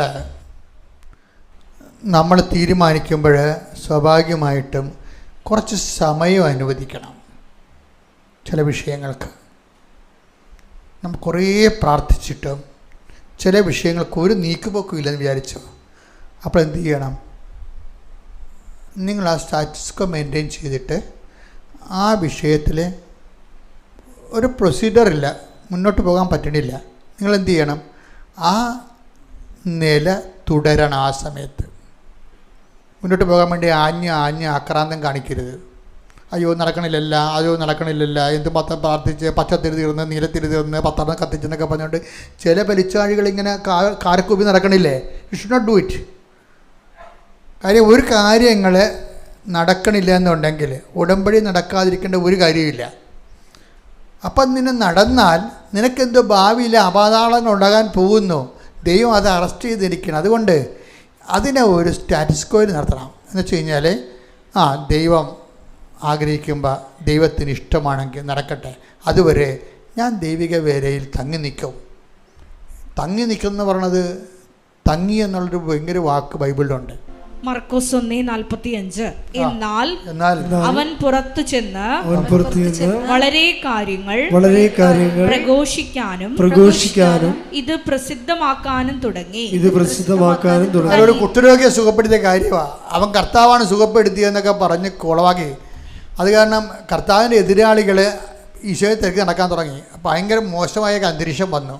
ആ മോശമായ അന്തരീക്ഷത്തിൽ ഈശോ എന്താ ചെയ്തതെന്ന് നോക്കിയേ. തന്മൂലം പിന്നീട് പട്ടണത്തിൽ പരസ്യമായി പ്രവേശിക്കാൻ യേശുവിന് സാധിച്ചില്ല. അവൻ പുറത്ത് വിജന പ്രദേശങ്ങളിൽ തങ്ങി. അതായത് വിനാശത്തിന്റെ കൊടുങ്കാറ്റ് കടന്നു പോകുവോളൂ അവിടുത്തെ ചിറകിന്റെ കീഴിൽ ഞാൻ എന്നെ അഭയം നൽകിയെന്ന് പറഞ്ഞില്ലേ. വിജനപ്രദേശത്ത് തങ്ങിയെന്ന് പറയുമ്പോൾ നമ്മൾ ഓർക്കണത് എന്താണ്, ആ വിനാശത്തെ കൊടുക്കാറ്റെടുത്ത് ശ്രുതിക്കട്ടെ. ഹല്ലേലൂയ, ഹല്ലേലൂയ, ഹല്ലേലൂയ, ഹല്ലേലൂയ. യേശുവേ നന്ദി. ഹല്ലേലൂയ, ഹല്ലേലൂയ, ഹല്ലേലൂയ, ഹല്ലേലൂയ, ഹല്ലേലൂയ. 57-ാം സങ്കീർത്തനം 1-ാം തിരുവചനം. സങ്കീർത്തനം 57:1. വിനാശത്തിന്റെ കൊടുങ്കാറ്റ് കടന്നു പോകുവോളം ഞാൻ അങ്ങയുടെ ചിറകിൻ കീഴിൽ ശരണം പ്രാപിക്കുന്നു. ഇതിന്റെ ഒരു വചനം തന്നെയാണ് മർക്കോസ് വിനാശത്തിൻ്റെ കൊടുങ്കാറ്റ് വിനാശത്തിലൂടെ കടന്നു പോകുമ്പോൾ എന്താ ചെയ്യേണ്ടത്? അങ്ങയുടെ ചിറകിൻ്റെ കീഴിൽ ഞാൻ ശരണം പ്രാപിക്കുന്നു. അതുതന്നെയാണ് ഈശോ വിജനപ്രദേശത്ത് തങ്ങിയെന്ന് പറയണത്. വിജനപ്രദേശത്ത് പോയി കാറ്റുകൊണ്ടെന്നല്ല എൻ്റെ അർത്ഥം. ദൈവപിതാവിൻ്റെ ചിറകിൻ്റെ കീഴിൽ അഭയം പ്രാപിച്ചിരിക്കുക. ഒരു നടപടിയില്ല. ഇപ്പം നമ്മുടെ കയ്യിൽ നിന്ന് ചെക്ക്, നമ്മൾ എഴുതിയ ചെക്ക് കൈമോശം വന്നാൽ എന്തു ചെയ്യും? കിട്ടണം കൊണ്ട് ഒപ്പിട്ട് മേടിക്കത്തില്ലേ? ഇപ്പോഴൊന്നും പറ്റത്തില്ല. ഇപ്പം ബാങ്കിൻ്റെ നിയമങ്ങളെല്ലാം മാറി വേറെ കുറച്ച് സ്കൂട്ടറിനെയൊക്കെ ഉണ്ട്. പണ്ടങ്ങനെ ചെയ്യുമായിരുന്നു. പക്ഷേ ഉടനെ സ്റ്റോപ്പ് പേയ്മെൻ്റ് അടിക്കും നമ്മൾ ബാങ്കിൽ. ചെക്ക് കൈമോശം അതിലുണ്ട്, ആ അക്കൗണ്ടിൽ നിന്ന് പണം പോകരുതെന്ന് സ്റ്റോപ്പ് ചെയ്യും. എന്ന് പറഞ്ഞ പോലെ തന്നെയാണ് നമുക്ക് എന്തെങ്കിലും ഒരു ഏടാകൂടത്തിലൂടെയാണ് പോണത്, ഒരു ചിന്തിച്ചിട്ടൊരു പദ്ധതി കിട്ടണില്ല, ഒരു പിടുത്തം കിട്ടണില്ല എന്ന് കണ്ടാൽ നമ്മൾ ഉടനെ ദൈവത്തെ ചിറകിലേക്ക് തങ്ങണം. പിന്നെ അതാണ് വിജയപ്രദേശം തങ്ങിയെന്ന് പറയണത്. ഇനി അതല്ല വഴിയെങ്കിൽ അത് തന്നെയാണ് വഴിയെന്ന് പറഞ്ഞ് കടുപിടുത്തം പിടിക്കരുത്. പല ആൾക്കാർക്ക് എനിക്ക് ആ ജോലി കിട്ടില്ലെങ്കിൽ വേറെ ജോലിയില്ല, എനിക്ക് കാനഡയിൽ പോയില്ലേ പിന്നെ എനിക്ക് പോകണ്ട, ഇങ്ങനെയൊക്കെ പറഞ്ഞുകൊണ്ടിരിക്കണ കാണാം. ഇത് ഇവർ ഉടമ്പടി എടുക്കരുത്. ഞാൻ ഉടമ്പടി എടുക്കരുതെന്നല്ല പറയണത്, നിങ്ങൾ ആലപ്പുഴ വരരുത്. ശരിക്കും പറഞ്ഞാൽ എന്താ വെച്ചാൽ നിങ്ങളുടെ കൈയിരിപ്പ് ദൈവത്തിന് പറ്റുന്നതല്ല. എനിക്ക് കാനഡയിൽ പോയില്ല പിന്നെ ഒരു രാജ്യത്തും പോകണ്ടെന്നാണ് പറയണത് അവൾ. എന്ത് ചെയ്യാനാണ്? അപ്പോൾ വീട്ടുകാർക്ക് മനസ്സിലാക്കണ്ടേ, ബോധം ഉണ്ടാകണ്ടേ? ഇവളുടെ ആരാണ്ട് ആൾക്കാർ കാനഡയിലുണ്ടെന്ന്, ഇവള് പോയാൽ നമ്മുടെ കുടുംബത്തിന് പ്രമാണം പോയി കാശും പോയി, ഇവളെയും കിട്ടത്തില്ലെന്ന് ഉറപ്പല്ലേ? അല്ല പിന്നെ എന്തിനാണ് ഒരു രാജ്യത്ത് തന്നെ ഇങ്ങനെ സ്റ്റിക്ക് ഓൺ ചെയ്യേണ്ട കാര്യം? ജോലി കിട്ടിയാൽ പോരെ? അപ്പം ചില ആൾക്കാർക്ക് ചില വ്യക്തികൾ, ചില സ്ഥലങ്ങൾ, ചില ജോലികൾ സ്റ്റിക്ക് ഓൺ ചെയ്യും. അങ്ങനെ സ്റ്റിക്ക് ഓൺ ചെയ്താൽ അത് ദൈവഹിതമല്ല, നിനക്ക് പറ്റാത്തതാണെങ്കിൽ അത് നടക്കത്തില്ല. അപ്പോൾ എന്ത് ചെയ്യും? ഓപ്ഷൻ എടുക്കാൻ പഠിക്കണം. ബൈബിളിൽ ഓപ്ഷൻ ഇല്ലേ? എന്തുമാത്രം ഓപ്ഷനാണ് ഉള്ളത്. മർക്കോസ് എടുത്തേ, മത്തായി 2:12 എടുത്തേ, ശ്രുതിക്കട്ടെ. ഹല്ലേലൂയ ഹല്ലേലൂയ ഹല്ലേലൂയ ഹല്ലേലൂയ യേശുവേ നന്ദി. ഹല്ലേലൂയ ഹല്ലേലൂയ സ്തുതി ഈശ്വരാധന. മത്തായി 2:12. മത്തായി 2:12. ഹെരോദസിന്റെ അടുത്തേക്ക് മടങ്ങിപ്പോകരുതെന്ന് സ്വപ്നത്തിൽ മുന്നറിയിപ്പ് ലഭിച്ചതനുസരിച്ച് അവർ മറ്റൊരു വഴിയെ സ്വദേശത്തേക്ക് പോയി. അപ്പം ഹെരോദസിന്റെ അടുത്ത് പോകരുതെന്ന് പറഞ്ഞാൽ ആ വഴി തന്നെ പോകത്തുള്ളതെന്ന് പറഞ്ഞ് നമ്മൾ മത്സരം പിടിക്കേണ്ട വല്ല കാര്യമുണ്ടാ? അടുത്ത ഓപ്ഷൻ എടുത്ത് പോയേക്കണം. നമുക്ക് മുന്നോട്ട് പോകണ്ടേ? അല്ലെങ്കിൽ ആ ജോലി തന്നെ, ആ വീട് തന്നെ, ആ സ്ത്രീ തന്നെ, ആ കുട്ടി തന്നെ, അല്ലെങ്കിൽ ആ ചെറുക്കൻ തന്നെ എന്ന് പറഞ്ഞുകൊണ്ട് നമ്മൾ സ്റ്റിക്ക് ഓൺ ചെയ്യരുത്. കുറേ നാളായിട്ടും ഈ വിഷയത്തിൽ കുടുങ്ങിക്കിടക്കണമെങ്കിൽ നിങ്ങൾ വേറെ ഓപ്ഷൻ എടുത്ത് പോകണം. അപ്പം നിങ്ങൾക്ക് ദുരഭിമാനമായിട്ടോ ഞാൻ ഇത്രയും നാൾ വേസ്റ്റായി പോയാലും എൻ്റെ സമയം ആ കുറേ കാര്യങ്ങൾ വേസ്റ്റായി പോകും. അതിന് ഞാൻ ഇത്രയും വേസ്റ്റായപ്പോൾ ദൈവം എനിക്ക് തരേണ്ടതല്ലേ? അങ്ങനെ ദൈവത്തിനെ കയറി തോക്കിൻ്റെ കത്ത് കയറി ഉപയോഗിക്കേണ്ട കാര്യമില്ല. എളിമപ്പെടണം. അഹങ്കാരികളെ അങ്ങനെ ചോദിക്കത്തുള്ളൂ. ദൈവം എപ്പോഴും ചെയ്യുന്ന രീതി അതാണ്. ഒരു സാധനം സ്റ്റക്കായി കഴിഞ്ഞാൽ പിന്നെ എന്താണ്? അടുത്ത ഓപ്ഷൻ എടുത്ത് പോകണം. നിങ്ങൾ 9:56 സുവിശേഷം ശ്രുതിക്കട്ടെ. ഹല്ലേലൂയ ഹല്ലേലൂയ ഹല്ലേലൂയ ഹല്ലേലൂയ. ലൂക്കാ 9:56. അവർ മറ്റൊരു ഗ്രാമത്തിലേക്ക് പോയി. ഇവിടെ എന്താ പ്രശ്നം? ഇവിടെ ഈശോനെ അപ്പോസ്തലന്മാര് ഈശോ രണ്ടുപേരെ പറഞ്ഞു വിട്ട് സമറിയയിലൂടെ പോകാൻ, രാത്രി കിടക്കേണ്ട സ്ഥലം ഒരുക്കാൻ വേണ്ടി. അവിടെ ചെന്നപ്പോൾ സമറിയയിൽ ഭയങ്കര പുലിവാലും അടിപിടി അക്രമം കൊലപാതകം വരെ എത്തണം. ഇവരുമായിട്ട് ഭയങ്കര ബോൾത്തായി. അപ്പോഴേ ഇവർക്ക് അങ്ങോട്ട് തന്നെ പോകണം. ആർക്കാണ്?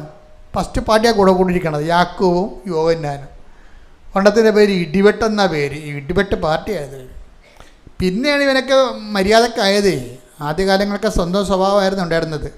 പൊനേർക്കസ് ഇടിനാഥത്തിൻ്റെ പുത്രന്മാർ യാക്കോബ് യോഹന്നാനും ഫസ്റ്റ് പാർട്ടിയാണ്. ഇവർക്ക് പറ്റിയൊരു തള്ളമുണ്ട്. അത് ശബദിപുത്രന്മാരുടെ അമ്മ. ഇവർക്ക് പറ്റിയ ആൾക്കാരുണ്ട്. അമ്മയും മക്കളും കൂടി ഒരു സ്വഭാവമാണ്. ഒരിടത്ത് കൂടി പോയാൽ അങ്ങനെ കൂടിയേ പോകത്തുള്ളൂ, അല്ലെങ്കിൽ പിന്നെ പോകണ്ടെന്നുള്ള ഐഡിയയാണ്. അപ്പോൾ ഈശോ പറഞ്ഞ് എന്ത് സ്പിരിറ്റാണ് നിങ്ങൾക്കുള്ളത് എന്ന് ചോദിച്ചിട്ട് പറയും അവൻ ഡീവിയേറ്റ് ചെയ്ത് മറ്റൊരു ഗ്രാമത്തിലേക്ക് പോയി. അത് ആ വിഷയം ക്ലോസ് ചെയ്യണം. കണ്ടില്ലേ? അതാണ് കർത്താവിൻ്റെ ഒരു നിലപാടെന്ന് പറയുന്നത്. You should stick to this person or a place, അല്ലെങ്കിൽ ജോലി. നിങ്ങൾ ഡീവിയേഷൻ എടുത്ത് പോകണം. ഡീവിയേഷൻ എടുക്കുന്ന എളിമയാണ് ശരിക്കും. മറ്റേ സ്റ്റിക്ക് ഓൺ ചെയ്യുന്ന അഹങ്കാരമാണ്. ഉടമ്പടിക്കത് പറ്റത്തില്ല. ഓക്കെ അല്ലേ? Thank you. എൻ്റെ പ്രിയപ്പെട്ട രോഗസൗഖ്യ പ്രാർത്ഥനയും ജീവിത ദുരിതങ്ങളും സമാശ്വാസ പ്രാർത്ഥനയാണ്. അച്ഛൻ പ്രാർത്ഥിച്ചുകൊണ്ടേയിരിക്കും. എൻ്റെ മക്കൾ സ്തുതിച്ചുകൊണ്ടിരിക്കട്ടെ. സ്തുതിക്കട്ടെ. ഹല്ലേലൂയ ഹല്ലേലൂയ ഹല്ലേലൂയ ഹല്ലേലൂയ ഹല്ലേലൂയ കർത്താവിന്റെ ഉന്നതമായ നാമത്തിന് സ്തോത്രം ചെയ്യുന്നു. കർത്താവേ, നിന്റെ വിശുദ്ധ പൗരോഹിത്യത്തെ മഹത്വപ്പെടുത്തണമേ.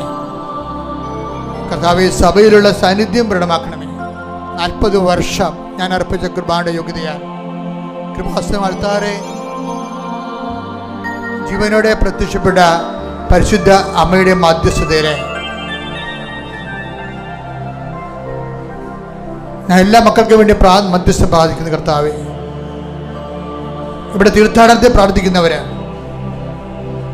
ഓൺലൈനിൽ ഉടമ്പടിയിൽ വിദൂരങ്ങളിൽ പ്രാർത്ഥിക്കുന്നവരും, കർത്താവിൻ്റെ വിശുദ്ധമായ തിരുമുറവാർന്ന വലതുകരം അവരുടെ ശിരസിലേക്ക് പതിക്കട്ടെ എന്ന് പ്രാർത്ഥിക്കുന്നു. ഉച്ചമ ഉള്ളങ്കാല് വരെ കർത്താവിൻ്റെ രക്തം പടരട്ടെ. ആന്തരിക അവയവങ്ങള്, ശാരീരിക കോശങ്ങള്, രോഗാതുരമായ എല്ലാ ഇടങ്ങളും കർത്താവിൻ്റെ നാമത്തെ സ്പർശിക്കട്ടെ.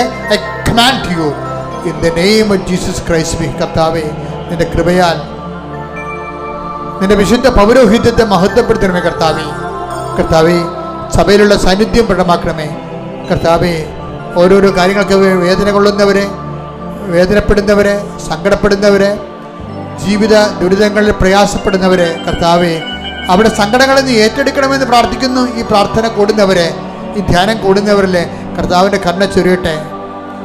കർത്താവേ, ഈ ആഴ്ചയിൽ ഓരോരോ ഇടങ്ങളിൽ ഇൻ്റർവ്യൂവിന് പോകുന്നവരെ, ടെസ്റ്റിന് പോകുന്നവരെ, ജോലിക്ക് പോകുന്നവരെ, പുതിയ പഠനങ്ങളിലേക്ക് പോകുന്നവർ, പുതിയ കോഴ്സ് എടുക്കുന്നവർ, അവർക്കുണ്ടാകുന്ന ഇൻ്റർവ്യൂ, അവർക്കുണ്ടാകുന്ന എല്ലാ ക്ലേശങ്ങളും കർത്താവ്, ഈ ആഴ്ചയിൽ ഇൻ്റർവ്യൂവിനും ടെസ്റ്റിനും പോകുന്നവരെ, സ്ഥലസംബന്ധമായ കാര്യങ്ങൾക്ക് വേണ്ടി പോകുന്നവർ, കർത്താവ്, ഈ ആഴ്ചയിൽ വിവാഹ സംബന്ധമായ വിഷയങ്ങൾ അന്വേഷിക്കാൻ വേണ്ടി പോകുന്നവർ, കർത്താവ്, ഐക്യപ്പെട്ട് ജീവിക്കാൻ വേണ്ടി ആഗ്രഹിക്കുന്ന മാതാപിതാക്കന്മാർ, ഭാര്യാഭർത്താക്കന്മാരെ ആശീർവദിക്കുന്നു. മക്കളില്ലാത്തവർ, ഭവനമില്ലാത്തവർ, വീടില്ലാത്തവർ, സ്ഥലമില്ലാത്തവർ, സമാധാനം ഇല്ലാത്തവർ, ദൈവമേ, കേസ് അകപ്പെട്ടിരിക്കുന്നവർ, ദൈവനാമത്തിൽ നീ യേശുനാമത്തിൽ വീണ്ടെടുക്കപ്പെടട്ടെ.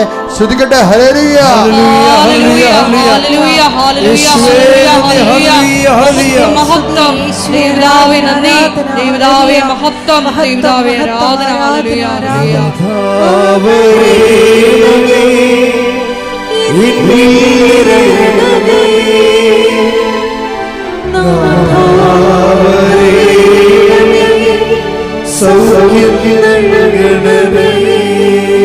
എന്റെ പ്രിയപ്പെട്ടവരെ, മുട്ടിൽ നിന്നിട്ട് കൈകൾ കൂപ്പി ഭക്തിയോടുകൂടി വ്യക്തിപരമായ ആവശ്യങ്ങൾക്ക് വേണ്ടി പ്രാർത്ഥിക്കുക. ശേഷം പരിശുദ്ധ കുർബാനയുടെ ആശീർവാദം.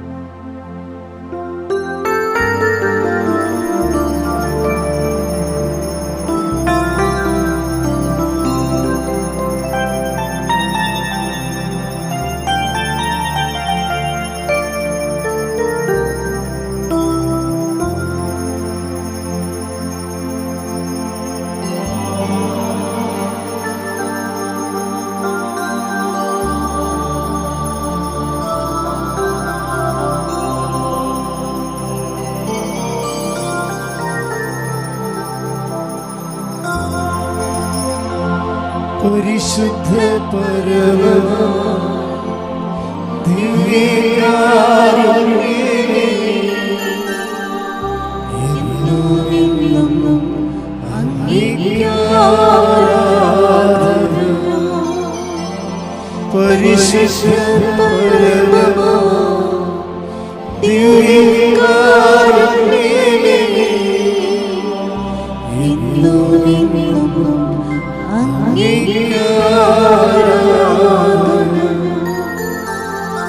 പരിശുദ്ധ ദിവ്യകാരുണ്യമേ,